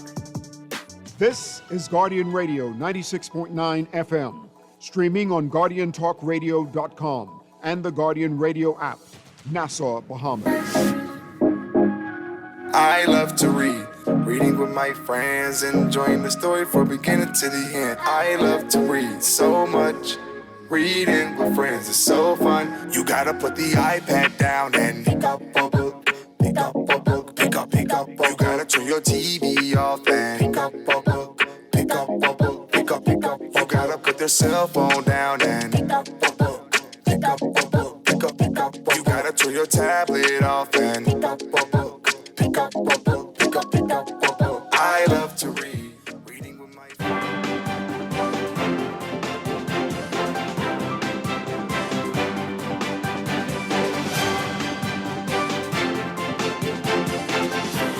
It's time for your final look at weather for today at 8:49, brought to you by Sherwin-Williams. We've got a stationary front just across the northern Bahamas, and that's supported by upper level troughing and deep tropical moisture. That's going to continue to produce showers and thunderstorms across the northern half of the country today through tonight. Meanwhile, a drier air mass and building high pressure will bring more unsettled weather or better conditions for the central and southeast Bahamas, but we've got a frontal boundary that's forecast to gradually lift north of the area, and that's going to allow high pressure to anchor itself over the central and southeast Bahamas as well as the northwest. But lingering moisture will trigger some isolated showers and thunderstorms. So for today, for the northern and northwest Bahamas, look for partly cloudy to cloudy conditions with a 30 to 50% chance of scattered showers and isolated thunderstorms.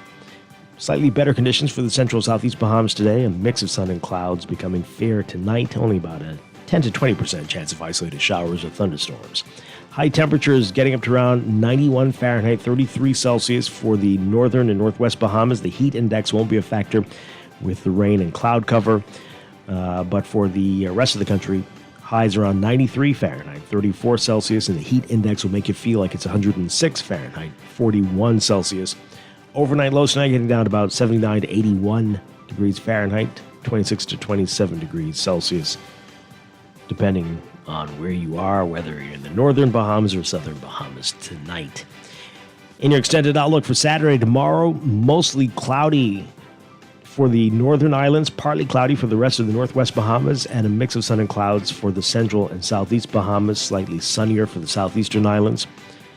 Sunday, partly cloudy for the northern Bahamas, elsewhere, a mix of sun and clouds. And by Monday, a mix of sun and clouds and only about a 20 to 30% chance of showers, but rain chances up again by Tuesday. Cloudy conditions expected across the country. In the tropics, we're watching a broad area of low pressure associated with a tropical wave that's producing concentrated but still disorganized showers and thunderstorms over the eastern tropical Atlantic. Environmental conditions are favorable for development of this system. Right now, formation chance through 7 days is high at 90%. A tropical depression likely to form by the weekend. That's your morning blend weather check brought to you by Sherwin-Williams. Ready to refresh your space? We'll head to your local Sherwin-Williams for premium paint, pro tips, and everyday deals that make it easy to get started.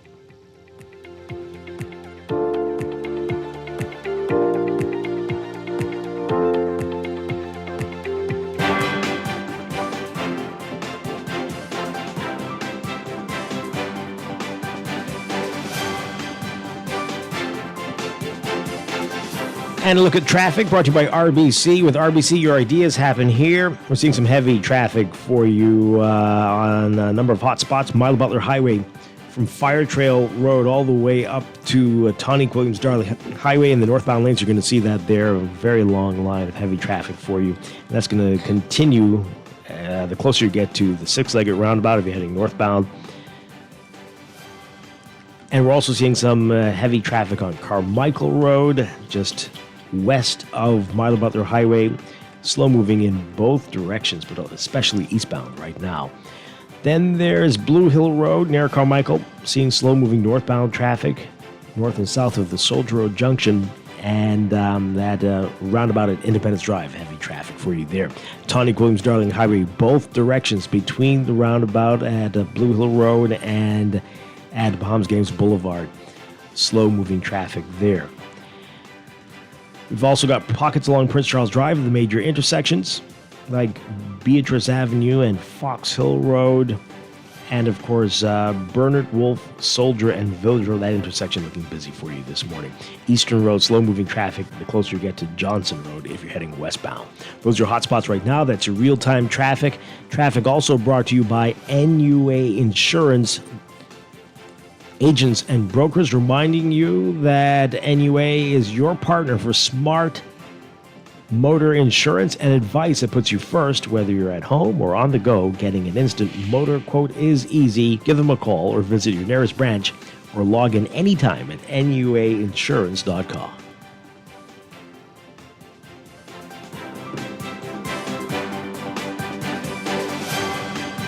This is Guardian Radio 96.9 FM, streaming on GuardianTalkRadio.com and the Guardian Radio app. Nassau, Bahamas. To read so much. Reading with friends is so fun. You gotta put the iPad down and pick up a book.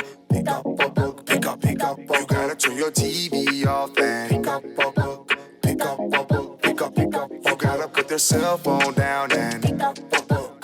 Pick up a book. Pick up a book. You gotta turn your tablet off and pick up a book. Pick up a book. Pick up a book. I love to read. Interesting song there. Unless you're reading on your tablet, you can read on the tablet, right? Welcome back to Morning Blend on Guardian Radio 96.9. Dwight Strachan along with Alexis Burrows. And International Literacy Day just a few days away. And we've got a special promotion with the Ministry of Education talking what's called Reading on the Radio. And here to tell us all about this and what we can expect as we get closer to International Literacy Day, we're very pleased to welcome Education Officer with the Upper Primary Language Arts Program, Ingrid Johnson. Nice to be here. Thank you. Great to have you with us. And a Bahamian author, Ernestia Frazier. That's correct. Good to see you. And board member with the Bahamas Literacy Association, Sharon Scavella. Ladies, it's a pleasure. Good morning.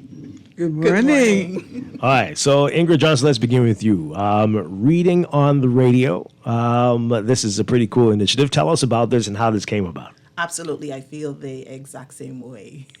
Now, Reading on the Radio initiative is an initiative from the Department of Education. What the Department of Education has done, we have embarked on this mission as a part of our National Strategic Plan. We have embarked on this mission to place greater emphasis on reading for enjoyment, reading for pleasure. And so in our schools, we know that, and not just in our schools, in society in general, we know that reading is usually connected as being an academic tool, used to get information, used to learn about the understandings or the knowledge or the attitudes of a subject discipline. Now, we're not here to take away from that because it has its purpose. But what we are here to say, that reading is an avenue for so much more. And that is the core of our message. Compared to as an academic tool, we're saying that reading for enjoyment, we're going to wrap our core message up into 4 words. Ready? Reading for enjoyment is equally important and it is equally rewarding. And that's the core of our message, that you are reading for enjoyment. Like for me, it is a way of escape. It is a time to relax and unwind, and it's so therapeutic. And some persons, they use it as an avenue to learn about different perspectives, different cultures. Some persons use it as an avenue to pursue their own interests or their preferences. And in fact, that's what reading for enjoyment is all about. Picking what you want to read to further your interests and your preferences. And so you can see that we're very excited about the Reading on the Radio initiative. Johnson, you just told me why reading is important, but you didn't tell me exactly what is the initiative. Well, I'm so glad that you asked. The initiative, again, can be wrapped up into 3 core words. Pause, partner, and the last word is share. First thing we do is we've paused our schedule. We realize that this is something important. We need to get the message out. Now, as our principal used to tell me, one hand can't clap. I wonder if you heard that before. One hand can't clap. And so that leads us to the second word. We've partnered. We've partnered with persons of broadcasting stakeholders like yourself. We've partnered with Bahamian authors. We've partnered with the Bahamas Literacy Association. We've partnered with school leaders. And then there's an upcoming partnership with a young lady. What's her name again? Scarlett. We're looking forward to Scarlett partnering with us. And then that brings us to the last word, share. We are here to share. Yeah. We're here to share our stories. We're here to share our poetry in hope that we will ignite the flame, that passion for reading. And you can hear we're very excited and passionate about it because we know that reading changes lives and it opens up doors. And Absolutely, absolutely. So I've got to ask you this, Ingrid Johnson. So what are you seeing in the Department of Education? Are young people reading for fun? Are they reading for enjoyment? Not to the level we would like them to do so. And I don't think it's just at the Department of Education culture. I think it's a Caribbean culture. We're academic focused as a Caribbean. We place focus on things that in the academic world. And so that is why we're here, that there needs to be a balance. There needs to be doing what is right, doing what is necessary, but also for what is passion to fuel that aspect of us because we're social emotional beings. And so there needs to be more of a balance. If I'm going to be very truthful, it needs to be more balanced. Well, I can imagine it's gotten worse in the last few years. The song we were playing before was telling you to put down the iPad. But I mean, everybody seems to be learning visually through videos now. So TikTok is teaching you, and you don't need to read anything anymore. Just watch a YouTube video or something. I'm sure that's great, but it can have some negative consequences. It can definitely. In fact, the theme for UNESCO is promoting literacy in a digital era. And so we know that we are living in a digital era. It's not going to go away, but we need to teach responsibility. We need to teach balance. We need to teach that it can be a vice and it also can be a virtue. Yeah. And so that's a important message that we need to put out there as well. Yeah. Balance. So any of you can jump in here. I mean, what can we do to get young people to find that balance, to know that you can read about the thing you like so much, you can read about video games, read about how the history, how it works, how you can make one yourself, or whatever is your passion. How do you get folks to get that? And I'm so glad you've asked that question. We had that conversation yesterday with Dr. Charmaine Miller and also Latoya Smith-Burrows, another education officer.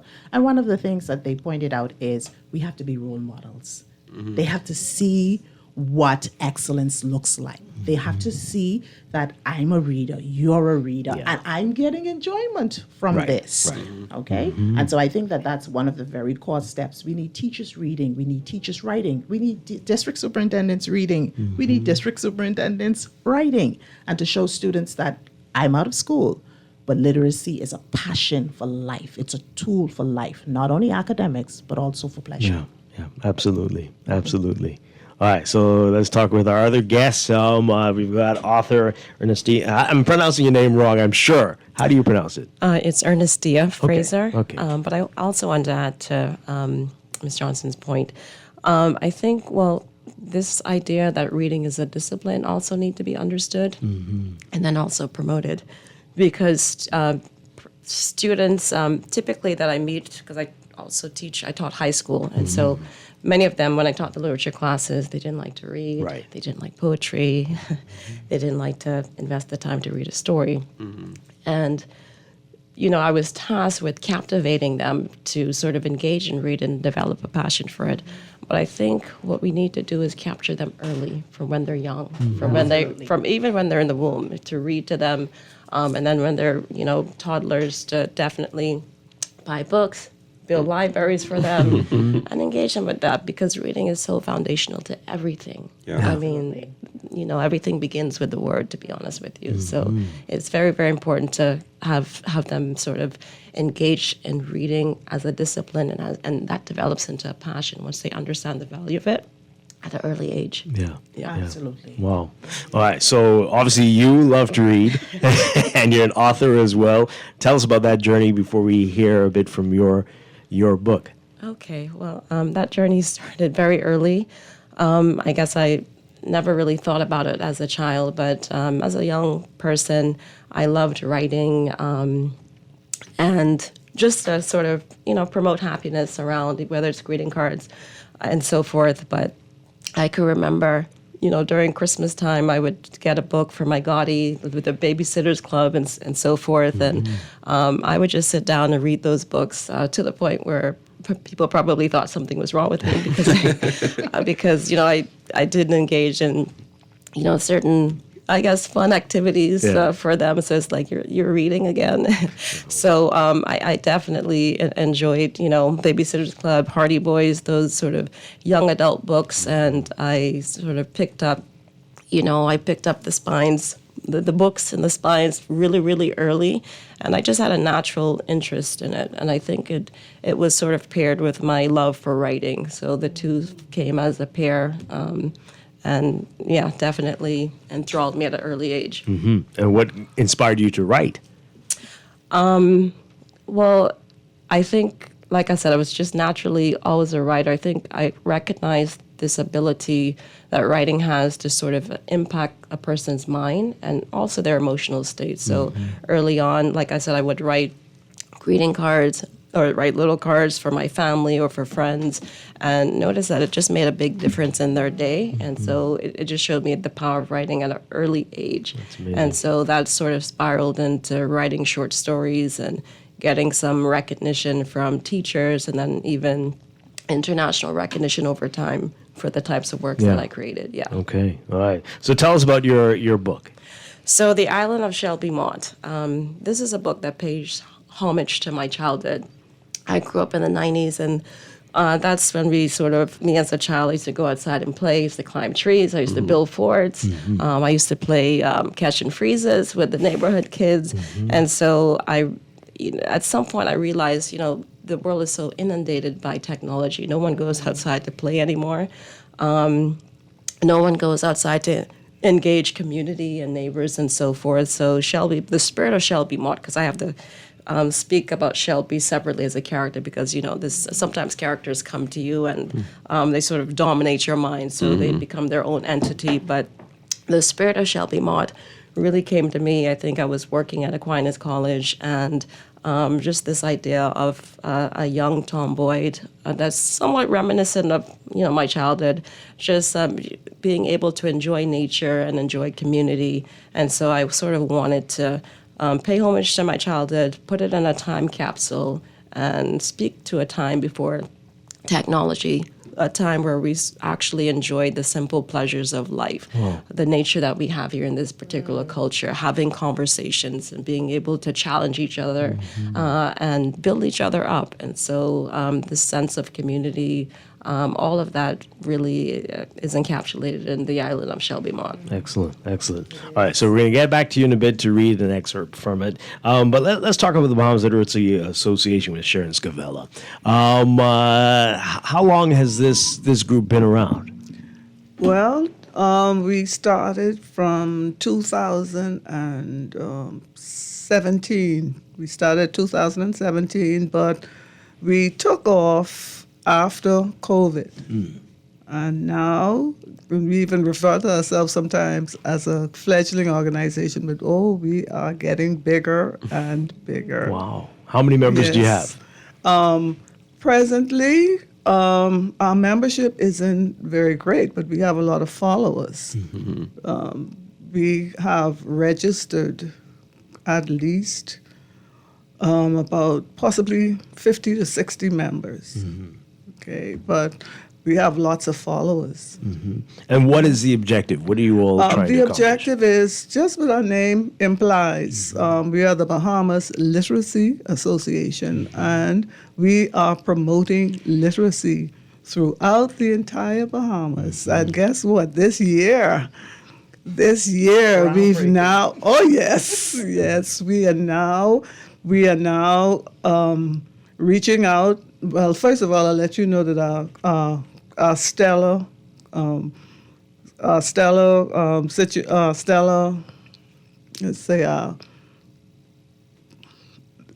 program.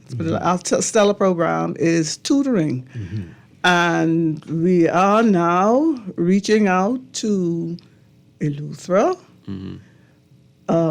all the way down to Inagua. Okay. We have persons in, definitely in Andros. We have persons in Andros, Abaco, and we are reaching out for more. Because, we tutor.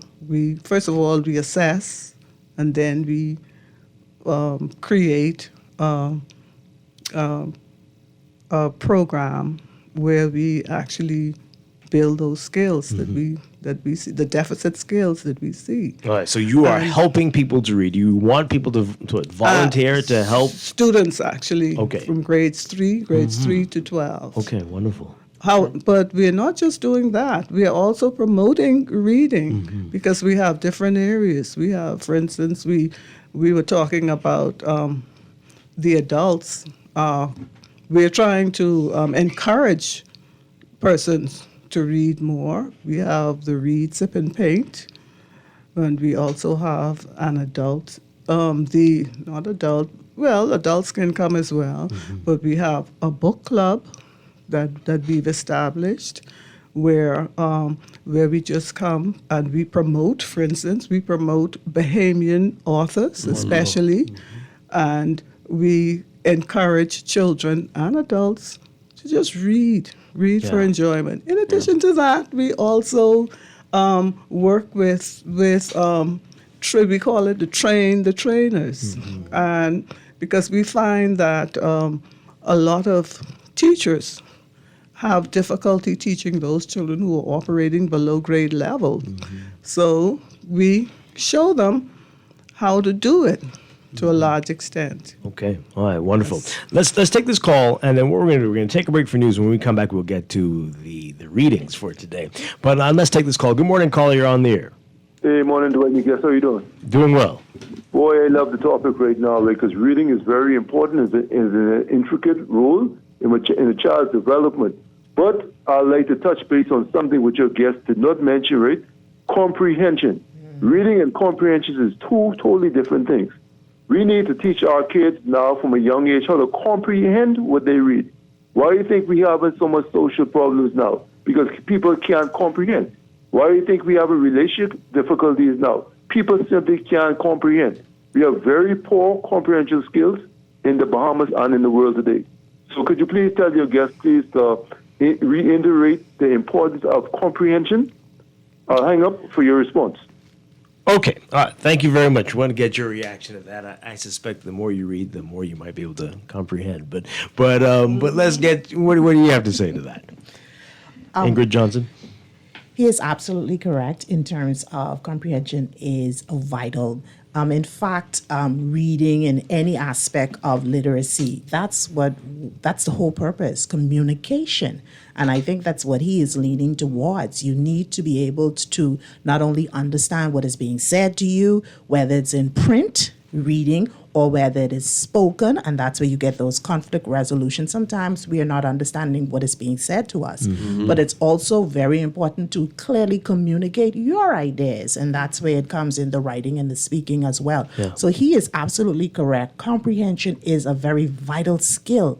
However, I find that with comprehension and a lot of the reading skills, we have to be very intentional about those. We assume that students or people would automatically comprehend. Right. It's the same way we assume that they will automatically be able to communicate their ideas clearly. Right. That in itself, just like 1 + 1 is 2, is a skill that needs to be taught. It can be modeled. That's number one.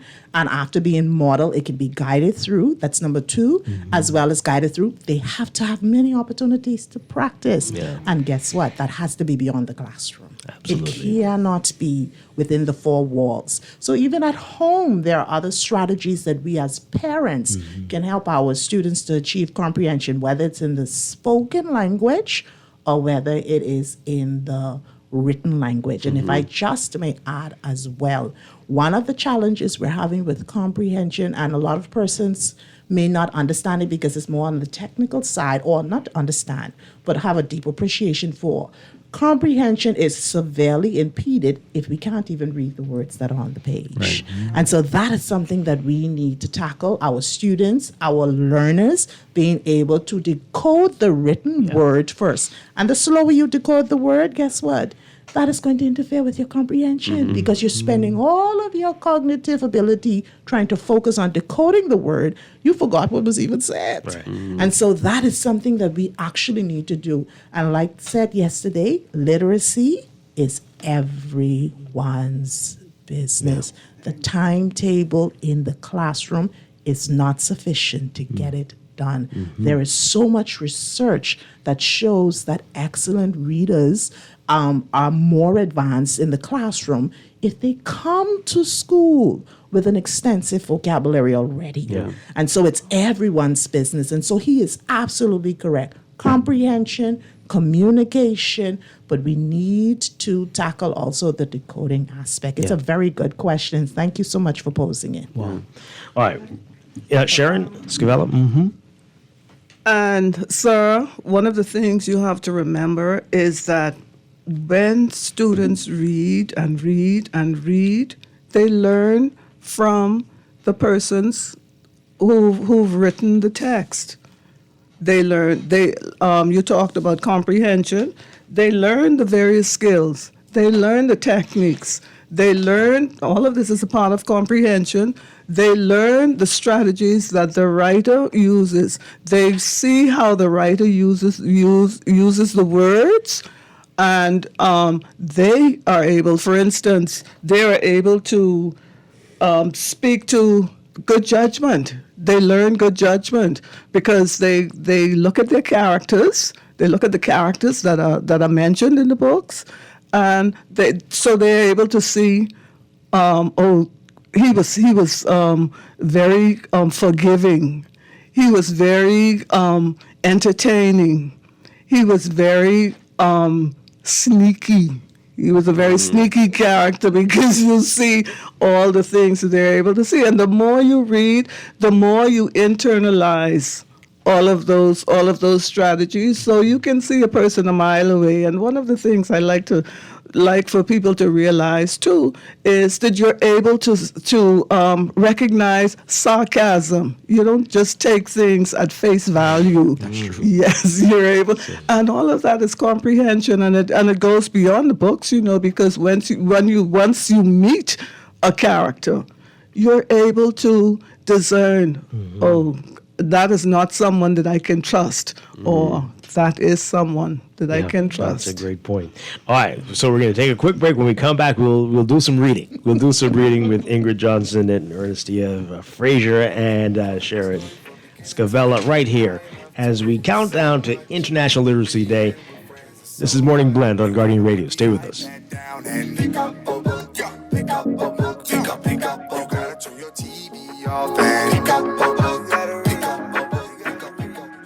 This is Guardian Radio 96.9 FM, streaming on GuardianTalkRadio.com and the Guardian Radio app, Nassau, Bahamas. It's a new day. Wake up. It's a new day.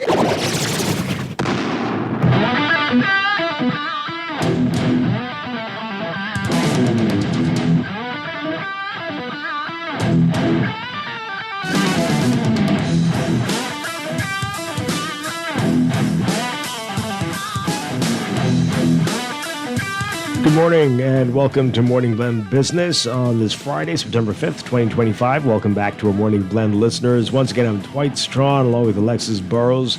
And later in the show, we'll get back to our discussion about is it controversy with the government and barring Haitians seeking U.S. visas a little bit later in the show. But we continue our discussion now about International Literacy Day, which is Monday, September 8th, and we're going to be doing something special on September 8th. We're getting a preview of it today with our guest, Ingrid Johnson with the Ministry of Education. We've got author Ernestia Frazier with us, and we've got board member with the Bahamas Literacy Association, Sharon Scavella, with us. And Alexis, I want you to share some stories about your daughter in a bit.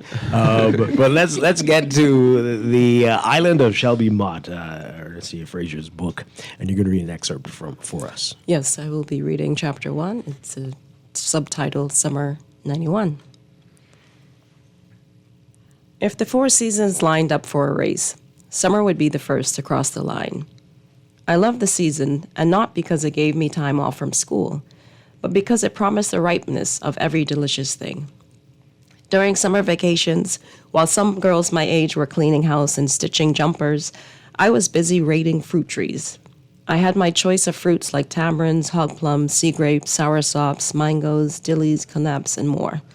Sea grapes and hog plums were my favorite because I could pick them in bunches, and their red and purple hues seemed the most decorative on trees. Grammy Shirley, known as the Bush Lady to most, owned the only fruit grove in the Sharpton neighborhood. On the 4-acre property, I could see endless sprouts of color splattered across the vast green. As her granddaughter, I naturally appointed myself queen of the grove, controlling where neighborhood kids picked and how much they could eat. 5 mangoes, 10 plums, 8 tamarinds, 2 bunches of sea grapes, and not a morsel more. Greedier fingers, if caught, were banned from picking for a day. That was the rule. Grammy said that I shouldn't have made a habit of bossing people around, especially Big Mike, whose parents probably never gave him that much to eat to begin with, on account of them being so poor. Fruits were God's gift to mankind, she scolded one day. If fruits are such a gift from God, then why would he create a fruit man couldn't eat? I asked. And I bet you that fruit of good and evil was a real pretty fruit, too. Must have been dressed in all sorts of colors I'd never seen. Grammy shook her head and clacked her tongue, soon peddling off without a word. But her disapproval didn't stop me from ruling the grove, though sometimes I did let up on telling people off, not wanting to give God any excuse to make any fruit I ate forbidden. But more than fruits, summer meant that every day would be an adventure. Climbing tall, twisty trees, building pirate forts, speed racing the neighborhood boys, and yes, watching Johnny Ingram strut around in his slim-fitted white singlets. Summer's biggest asset was Johnny, who became my best friend as soon as he moved into the neighborhood. His dad, Mr. Ingram, had relocated from Long Island to Nassau, hoping to find work in the local construction industry. He quickly landed a job building fancy government offices and giant West Ridge houses that impressed even hoity-toity island folks. Johnny was the spitting image of Mr. Ingram, tall and handsome with dark glowing skin, except Mr. Ingram had real muscles, while Johnny didn't have much of those. But that didn't stop Mr. Ingram Jr. from looking like a real ladies' man. Easy on the eyes, he even attracted the attention of crinkly old ladies who called him cutie pie and hot stuff. And I bet you that if the Queen of England had come to town, she would have knighted Johnny just based off his looks. From the moment I met him, I knew I wanted to spend every day with him. And I could have too if it weren't for Sundays. On those days, Johnny and his dad went to church practicing the Sabbath and staying indoors. Sometimes, in order to join them, I'd ask Aunt Deb to choose a nice dress for me and pin up my hair like one of those secretary-looking women just so I could visit tabernacle assemblies and observe how Johnny looked in his button-up cotton shirts and glossy black shoes. He always looked handsome, particularly in the presence of holiness. On days I couldn't make it to church, I was miserable. Though I knew the first thing Monday morning after finishing chores, I would look for the handsomest guy in the neighborhood, spending the rest of the day secretly watching his wide, pearly smile. Aside from spending heart-fluttering moments with Johnny, summer also gave me the opportunity to play commander-in-chief of the crew. Johnny, of course, was crew member number 1. Then there were the 3 Stooges, Big Mike, Pink Lip Bradley, and Fast Talkin' Atkins, named after those American actors who always slapped each other like a real slap didn't hurt. And just as one would suspect, 3 jokesters were always getting in trouble, forcing me to constantly put them in their places. After observing my boss' attitude with the Stooges, Johnny nicknamed the Lieutenant. He based the title on my need to row, cut eye, and point fingers at others. Although I was the only girl in the crew, I proved I was tougher than the boys, especially when I beat them in running competitions. Coming in a close second was Johnny, who made me run the hardest whenever he'd compete, which wasn't very often. But every time a yard dash presented itself, I ran my legs off because every time I won, it meant that I could remain the boss of everyone else. If someone had asked me what I hated about the summer, my only complaint would be the heat. On some days, it felt like the sun had jailed me in a day-sized oven that was minutes away from sparking and bursting into flames. On other days, it felt like the yellow orb, forgetting that it belonged to the sky, played a game of tag with my friends and I. But the orb was always it, and we were always getting chased by its warm, balmy presence. Although I constantly grumbled and complained about the heat, I knew deep down that summer would always be my first choice. Just so much as Johnny, just so much as racing the Stooges and coming first, just so much as climbing the most colorful, most delicious fruit tree. Wow. So got a little bit of a love story developing here. Okay. Very interesting stuff. Again, where can we find this wonderful book? And at Logos, that's one of the bookstores that carry it. And then Chapter 1, yes. Okay. All right. The Island of Shelby Mott, Volume 1. So there's Volume 1. there's- I'm currently working on Yeah, Volume 2. okay. It's kicking my butt right now. Okay. Good luck. Can't wait. Can't wait. Thank you very much. And Sharon Scavella, you have a poem for us. Good morning again. I'm going to read a poem by Michelle J. And it's called A Simple Question. In Mangrove Key, Andros, where the breezes come out to play, lived a girl named Ebony with an adventurous personality. With friends, she often laughed. With joy, she'd often run, playing games of marbles, hide and seek, just a barrel of fun. But one fine day, with eyes and a heart so bright, she built from scratch her very first homemade kite with sticks and sisal rope, tape, and plastic bags. She crafted its wings just right, without any flags. At dawn's first light, she darted with friends outside, her kite in hand, and she, with gleaming pride, whoosh, up it soared, smooth as a dream, gliding smoothly on the wind like a dancing sunbeam.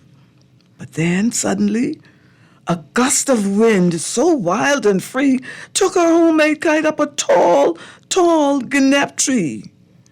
Looking up at the height as she stood below and got ready to climb, knowing girls shouldn't do so. But then along came Johnny, acting so brave and bold. "I'll save your kite," he proudly foretold. Up he climbed, but fear then took a mighty hold.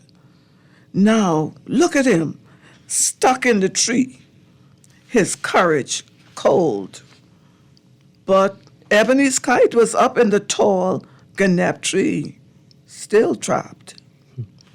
Branch by branch, she then climbed and saved her own kite.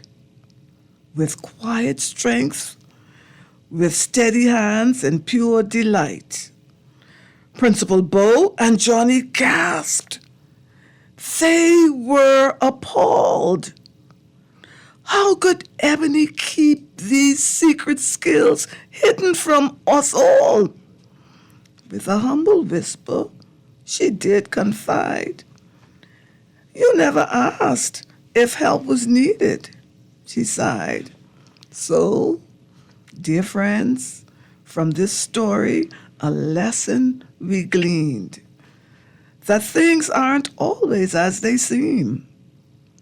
Asking a simple question before moving in haste can save us all from trouble in the first place. Wow.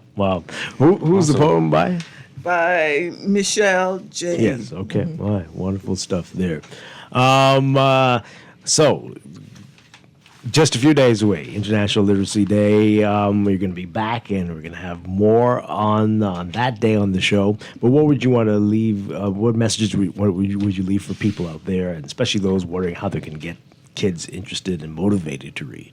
Absolutely. So on UNESCO's International Literacy Day, we are promoting that businesses, we're promoting that community partners, we're promoting that schools can engage in various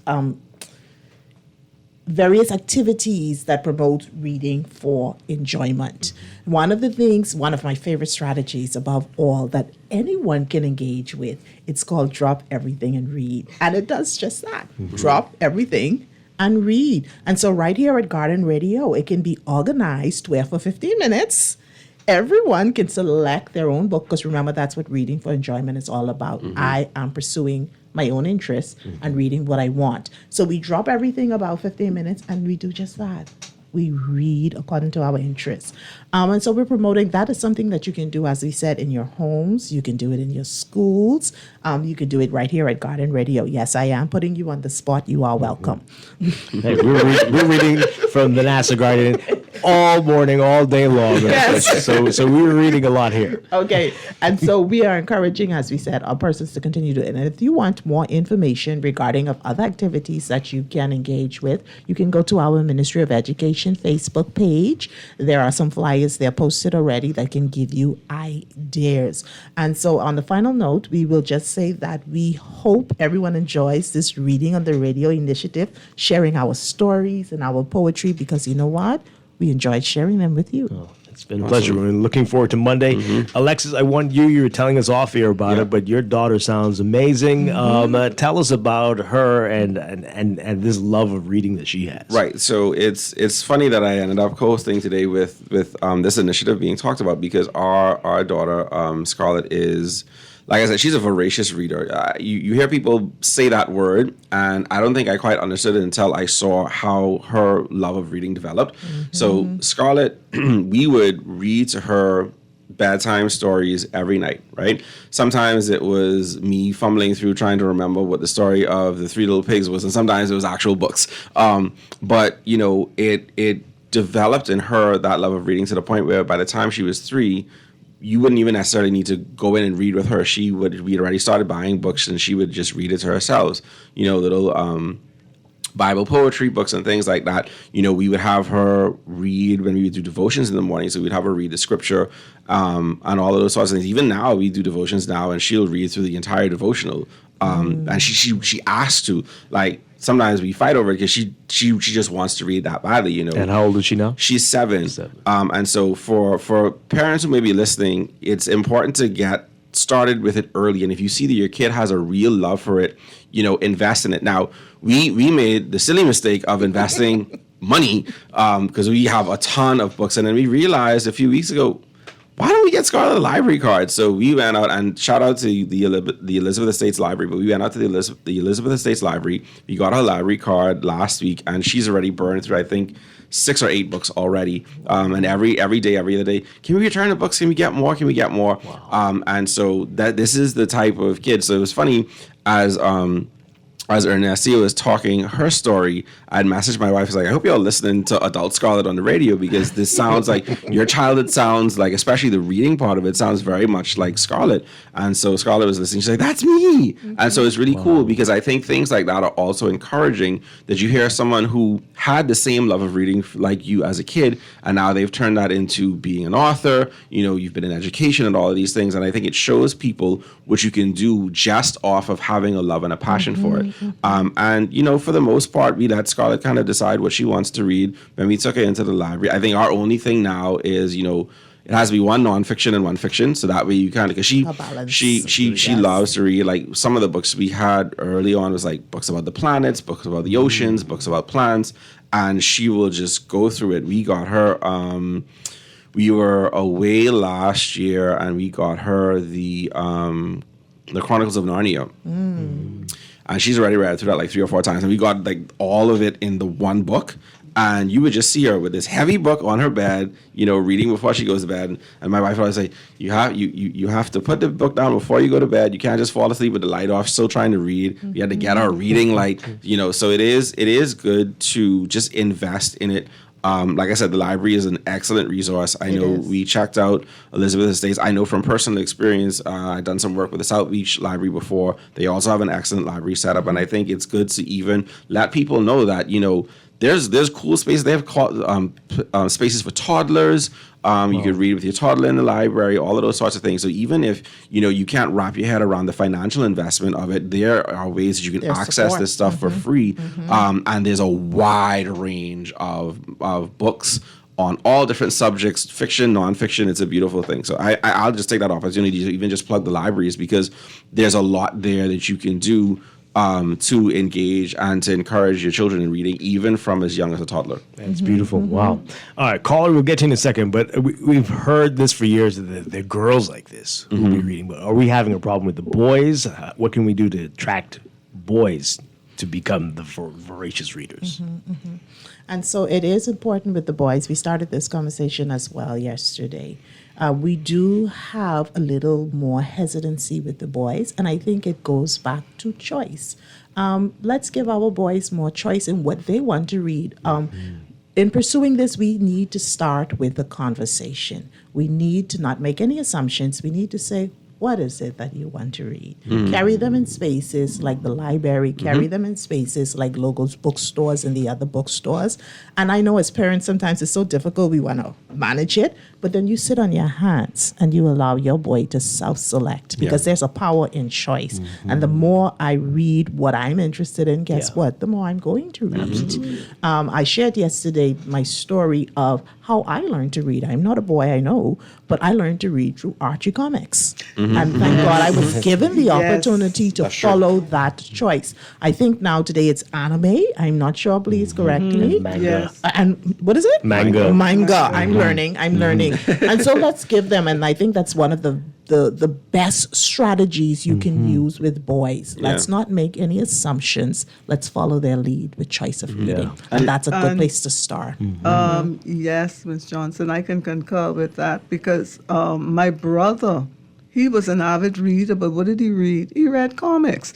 And he would purchase the comics, and we were on a family island, and of course I followed suit because I enjoyed them, and it's amazing the strategies and the techniques that you pick up, the character analysis and all of that you pick up from reading comics. To this day, I love your comics. And don't be afraid to start early. So that's the thing. Like, we have a 2-year-old, my son, who is now watching Scarlett, and because he sees her reading all the time, he's interested in reading too. And it's one of the ways that we found that we could get him to actually sit still. So Scarlett was reading one of her books earlier this week, and I think we were in the kitchen trying to get food on the table, me and my wife, and we were just trying to get him to settle. And so we gave him one of his books, and he sat right next to her, and he was going through the book, and he was picking out sight words. He's 2, and he's picking out sight words, and it's like, oh God, we're starting down the same path again. At least now we know from now we have the library to help us. But I think that's true. Allow them to choose, because if we restrict it so much, then it's going to seem like this is not a fun activity. If I can't get to choose, like for me, so when I was in 7th grade in SAC, that first year, almost every day, I would sit in the library and read the Hardy Boys books, right? And I think I bled through every last one that SAC had in its library in my first year in SAC. And then as I got into being into video games, like I would take my little allowance money here and there, and I would purchase, like, there was a video game magazine called Electronic Gamers Weekly, EGM, right?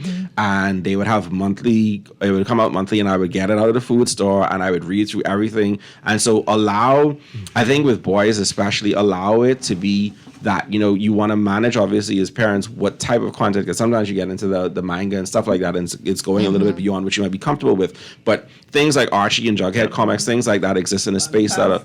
Right, right. Even you have those sort of like the Marvel and the DC comics, but you find something that is of interest, and in a kiddified version, like we were talking off air about, even like Nancy Drew. Nancy Drew has their Clue Crew books, which is basically a more kid-friendly version of the books that maybe the teens would read. And so you find things like that where, like I was telling you guys about, like James Patterson, who everybody knows for his adult works, has a number of series of books for children, middle school, and high school, and it's under the name Jimmy Patterson instead of James Patterson.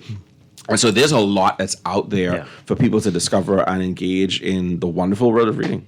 For me, it was Cars as a kid, just car magazines, and that just went to books and the history, and it just took off from there. It's unbelievable. And if I could have an opportunity to plug the many Bahamian authors out there, and even also comic book writers and artists. So that's something that's really been developing a bit more. So there's a plethora of things that are actually in-house that's native for sure. So just a shout out to all the local authors that, definitely, trying to make something happen. Caller, are you still there? I was wondering myself if I'm still there. I almost fell asleep, honestly. No, but interesting conversation. I just wanted to put a plug in for my son's store, Xavier's.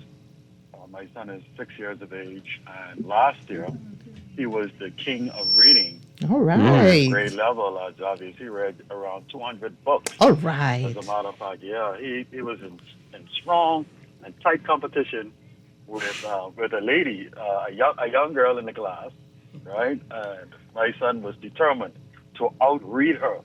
And I was like, boy, that's the spirit right there for us boys and us men to continue to step up to the plate, and represent like we need to. And, I was proud of that, to see that my son had that fight in him. And he wasn't about to allow himself to be outdone by any of his classmates. And, typically that's an area in school where the young ladies normally conquer and dominate, but definitely I wanted to put that plug in because my son came through like a trooper, and he received his rewards and his acknowledgments at a special assembly that Xavier's would have held. And this is last year, we're talking about last school year. And they had a special assembly for every grade level, from K5 to grade 6, acknowledging those who won and the runners-up as well. And so I just wanted to join in the conversation and add that, but also to express it's amazing that even at 6 years of age, I observed that his thinking, he's a critical thinker already at 6 years of age, right? He knows how to deconstruct thought patterns and reconstruct them again and present them in his own way. And his vocabulary is very expansive, in my view, for a 6-year-old. I'm shocked sometimes to hear some of the words that come out of his mouth, and also some of the thought patterns that he is able to put together and produce in the English language. And so, I know that reading does a lot for a child's mind, and pretty much similar to the internet, which connects you with the entire world. Books also do the same. And so I wanted to join in the conversation as a parent and as a father of a 6-year-old, and encourage other parents like all of yourselves are doing on the show, to introduce their children to reading, but also to take the lead by demonstrating that, so that the children or your child can develop that interest, because it starts at the home and it builds and expands from there. Thank you for the opportunity. Yeah, thank you very much. I said on the show last week that I always saw my parents reading, whether it was a newspaper or books, but they were always reading. Yeah. And I don't know if that is a common sight for many young people today, unfortunately. You were Ernestia, your character Johnny, right? Johnny, and there was a Johnny in the poem as well. This person's asking you though, where can we find Johnny? I don't know what this text is trying. You made him sound very intriguing, I guess. Well, Johnny's a fictional character, but when I sort of conceptualized him, he really was an archetype. When you're in school, there's always the popular guy, the good-looking guy who, can strut around and, get the girls' attention. So he's just a sort of fictional character, but an archetype that I think that meant, when you're in junior high and high school, you sort of relate to some of those stories. We've gone over our time, but the phone lines are all lit up. People want to talk about this. This is amazing, reading on the radio. So hey, read this weekend and join us again on Monday. On Monday, we will have a principal from TG Glover. She will be representing, and we will have a student in reading, Wow. a primary school student, as well as another principal who will be reading some poetry as Okay. well. So we're excited Awesome. about that as well. This is excellent. A primary school student, and sixth hopefully grader. we would love to make this an annual thing. Let's do this going forward. eh? You promise? Yeah, I Okay. promise. This is great. Again, we're looking forward to International Literacy Day, our partnership with Ministry of Education, Reading on the Radio, and the Bahamas Literacy Association. Thank you all for being here this thank you. morning. Again, Ingrid Johnson, Ernestia Frazier, and Sharon Scavella. Thank you. Thank you. All the best. All right, so Monday, folks, we're going to take a break and be back with our final few minutes of Morning Blend Business here on Guardian Radio. Stay with us.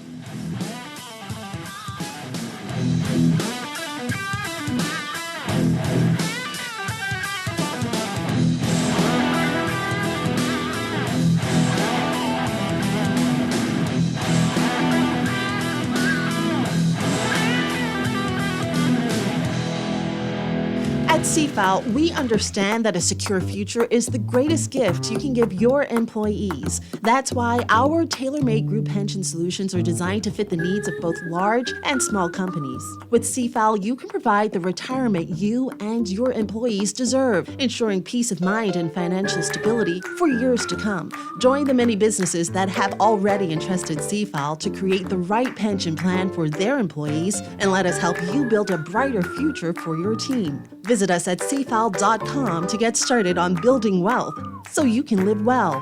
CFAL, growing wealth for future generations. Screws and Fasteners World, Balfour Avenue and Palm Beach Street, has those hard-to-find fasteners for you right now. You can find stainless steel regular hex, carriage bolts, galvanized bolts, threaded rods, nails, self-tap screws, sex bolts, anchor bolts, turnbuckles, masonry tools, hand tools, and weed whacker strings. Check out the rope selection and car body fasteners too. Special orders are welcome. It's your #1 fastener store. Screws and Fasteners World, Balfour Avenue and Palm Beach Streets. Call 326-1976. The new Guardian Radio Sunday is here with a full day of diverse programming, kicking off with the first and last word in sports, the Press Box with Naughty and Earl the Pearl, followed by Temple Time, Caribbean and Urban American gospel hits, Vital Voices, Sisters in Christ, and Your Lane with Coach Trish Hanna, Remark with Garth Roseborough, Let's Talk Together in English with Lady T, Sundays starting at 11 a.m. right here on Guardian Radio 96.9. It's time to upgrade the way you enjoy at-home entertainment. Alive Fiber is here. Enjoy all your favorite channels and streaming apps, all at lightning-fast internet speeds with affordable bundles, and it's only a click away. Visit www.alivefiber.com to sign up now. Stay connected, live your life. It's good to be alive.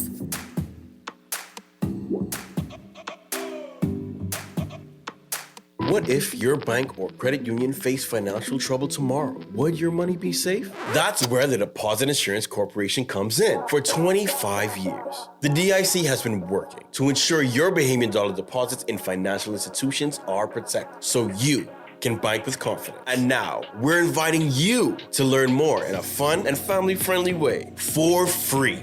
Join us Saturday, September 27th at the Bahamas National Trust from 11 a.m. to 4 p.m. for the DIC experience. Enjoy live entertainment, food vendors, and interactive booths, all while discovering the power of financial literacy. Whether you're saving for school or starting a business, understanding how deposit insurance works helps you make smarter money moves. It's your money. Know how it's protected. To learn more, visit www.dic.bs or follow us at DIC Bahamas. The DIC, safeguarding your Bahamian dollar deposit. This is Guardian Radio 96.9 FM, streaming on GuardianTalkRadio.com and the Guardian Radio app, Nassau, Bahamas.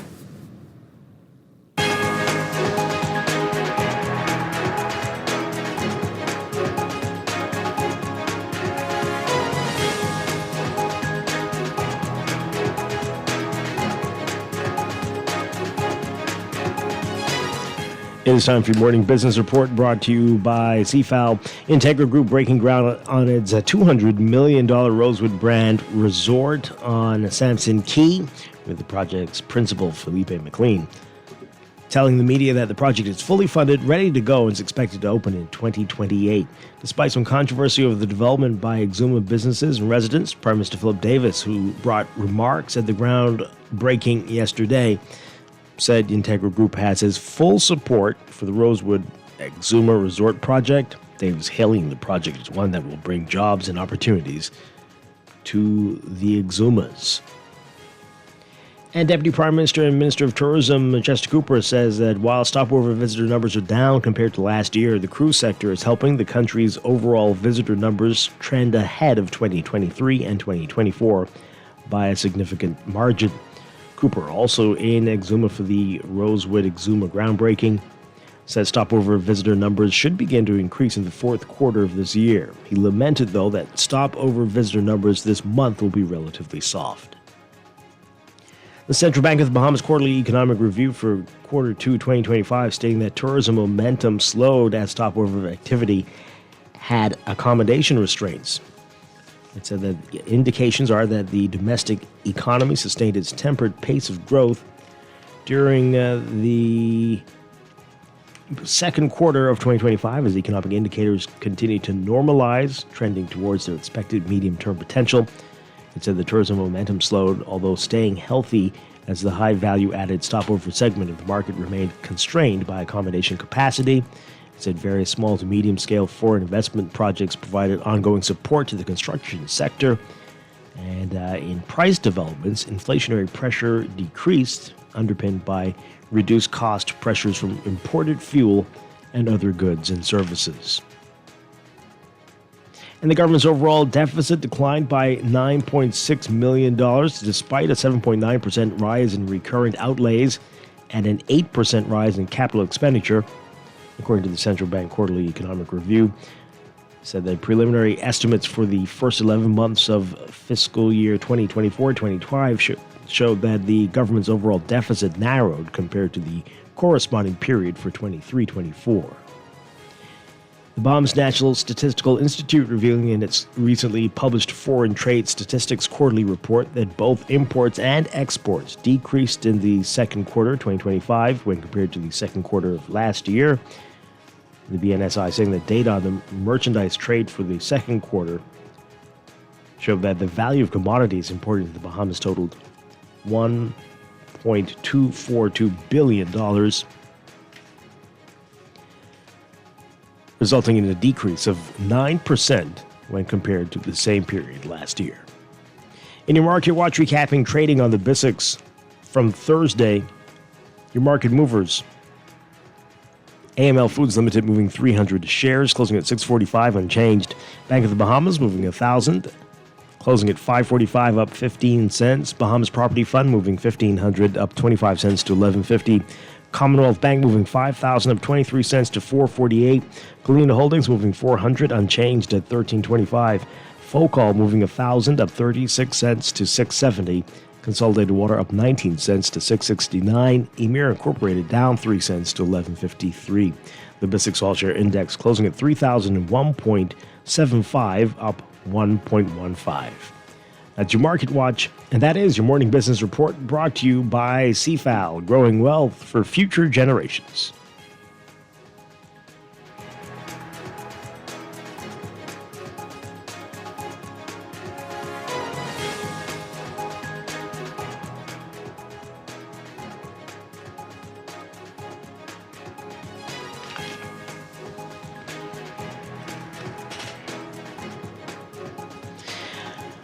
And we are back with Morning Blend Business, our final few minutes of the show. So we're going to go back to what we were talking about earlier in the show, the hot topic.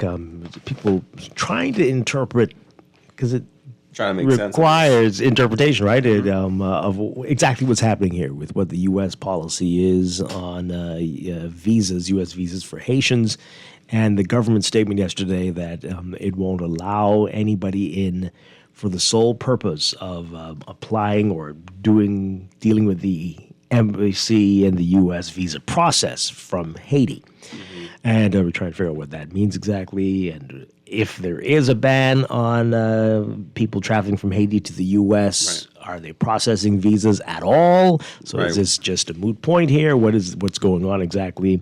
And if you want a visa and you're living in Haiti, are you not able to get one at this time because of this ban? Right. What is the setup of it? Yeah. You know, I had a couple of people text me while we were having this conversation, with the thought that, you know, the U.S. is essentially putting us as piggy in the middle to be the bad guy from an optics standpoint, right?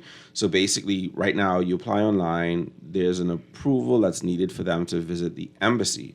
So basically, it's looked at as the U.S. is forcing us to step up and block them from even coming into the Bahamas to do that. Basically, the expectation being that, you know, the people coming out of Haiti, once this ban is lifted, would have a more stringent U.S. visa process. And so in the middle, we act as the barrier, essentially. And then, you know, so if anybody complains, it's like, well, the Bahamas isn't letting you in to go through the visa process, right? This is the thing that they're putting forth. And then also, if it's easy to get here, then it's easier to get into the U.S. And so it's an interesting take. And I saw a couple of people message me with kind of a similar thought process that basically we're being used as a buffer so that we can be placed as the bad guy in the situation, as opposed to the U.S., who has this actual ban on Haitian travelers into the U.S. as it stands, which I imagine is temporary to some degree. Even if temporary is the term of Trump's presidency, it's still probably temporary. But do they require you to travel to the embassy in a different country just for the interview? I mean, do we even know for sure if that's a thing? I guess. Perhaps they do only do that virtually, or maybe the interview is not required. Why we're making a lot of assumptions. That's true, but I think that it goes back to the point from very early on in this conversation. There's a need for a lot of clarity, right, as to how those two announcements play together. As well as, okay, so if you are continuing to allow visa applications, even though the ban exists, what does that process look like? What exactly does it mean? What is required? Where do we fit in? Is it just documents coming over to process of the visa? Is it that, you know, they would be required to travel over to go through an interview process? In my mind, if it is an interview required, why is that something that can't be done virtually?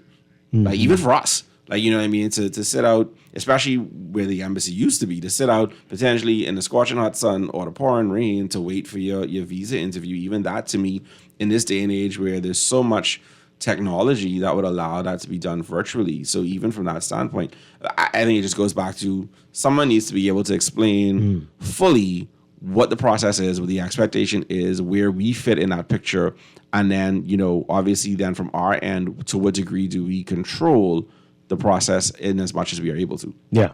Okay, so let's get to the text messages. We didn't get to these earlier, so let's see how quickly we can get through these. This person says here, where do Bahamians get visas from to go to England? Isn't it, or wasn't it Jamaica? Those were being processed there before they returned the consulate here. Right, don't Bahamians have to apply for visas to go to Canada online? The world is changing. The embassy is not the Bahamian embassy, so the Bahamas has no control. Obviously, the Prime Minister's release was clear, I think. Well, again, the only issue is if you are required to do an in-person interview, right, which we don't know. And it doesn't matter since no one can go to the U.S. from Haiti at the moment. But even, as you say, when the ban is lifted, will that require you? I cannot imagine they would require you to go to a different country for an interview, to go to a third country. You know what I mean? Like, wait, huh? Why would that be? Why would that be? I mean, it's their country. They could do what they want. But you can't make me go to a different country.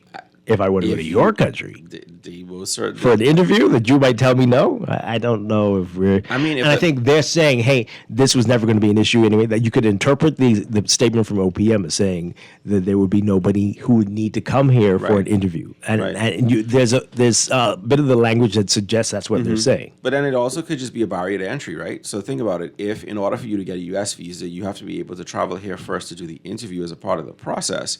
How much does that become, right? If that's the process, how much does that become a limiting factor to the amount of Haitian citizens that would be willing to go through the process, either from a cost perspective or just from just a frustration perspective, like just the amount that's involved in doing that? Although people will point to the number of people coming here every week. And how many times do they tell you? 6 flights? 6 flights. So obviously that's not much of a barrier.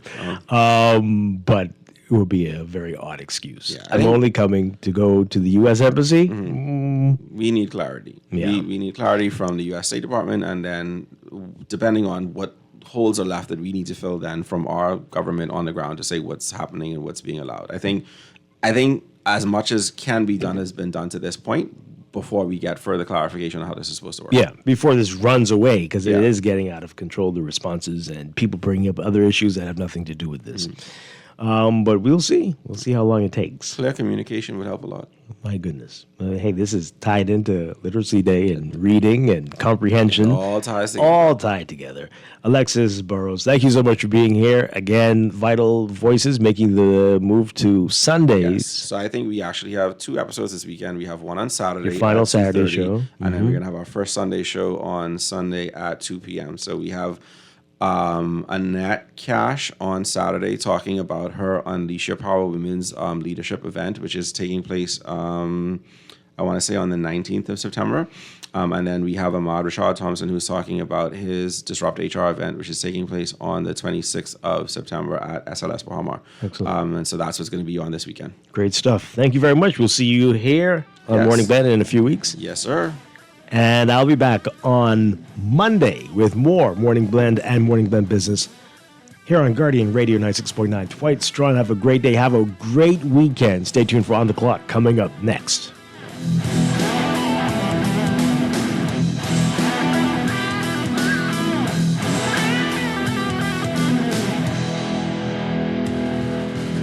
This October, Bahama invites you to indulge your senses at the Culinary and Arts Festival, where world-class flavors meet breathtaking creativity in the heart of the Bahamas. Join us October 22nd through 26th for an unforgettable celebration featuring culinary legends Marcus Samuelson, Dario Zucchini, Simeon Hall Jr., and Scott Conant, alongside a vibrant lineup of chefs and mixologists. Explore captivating art installations, interactive workshops, and live performances, all set against the stunning backdrop of Nassau's premier luxury resort. From curated tasting events to beachfront feasts and immersive gallery experiences, this is more than a festival. It's a feast for the soul. Tickets and packages are going fast. Visit Bahamar.com to reserve your spot at the Culinary and Arts Festival at Bahamar, where taste and talent take center stage.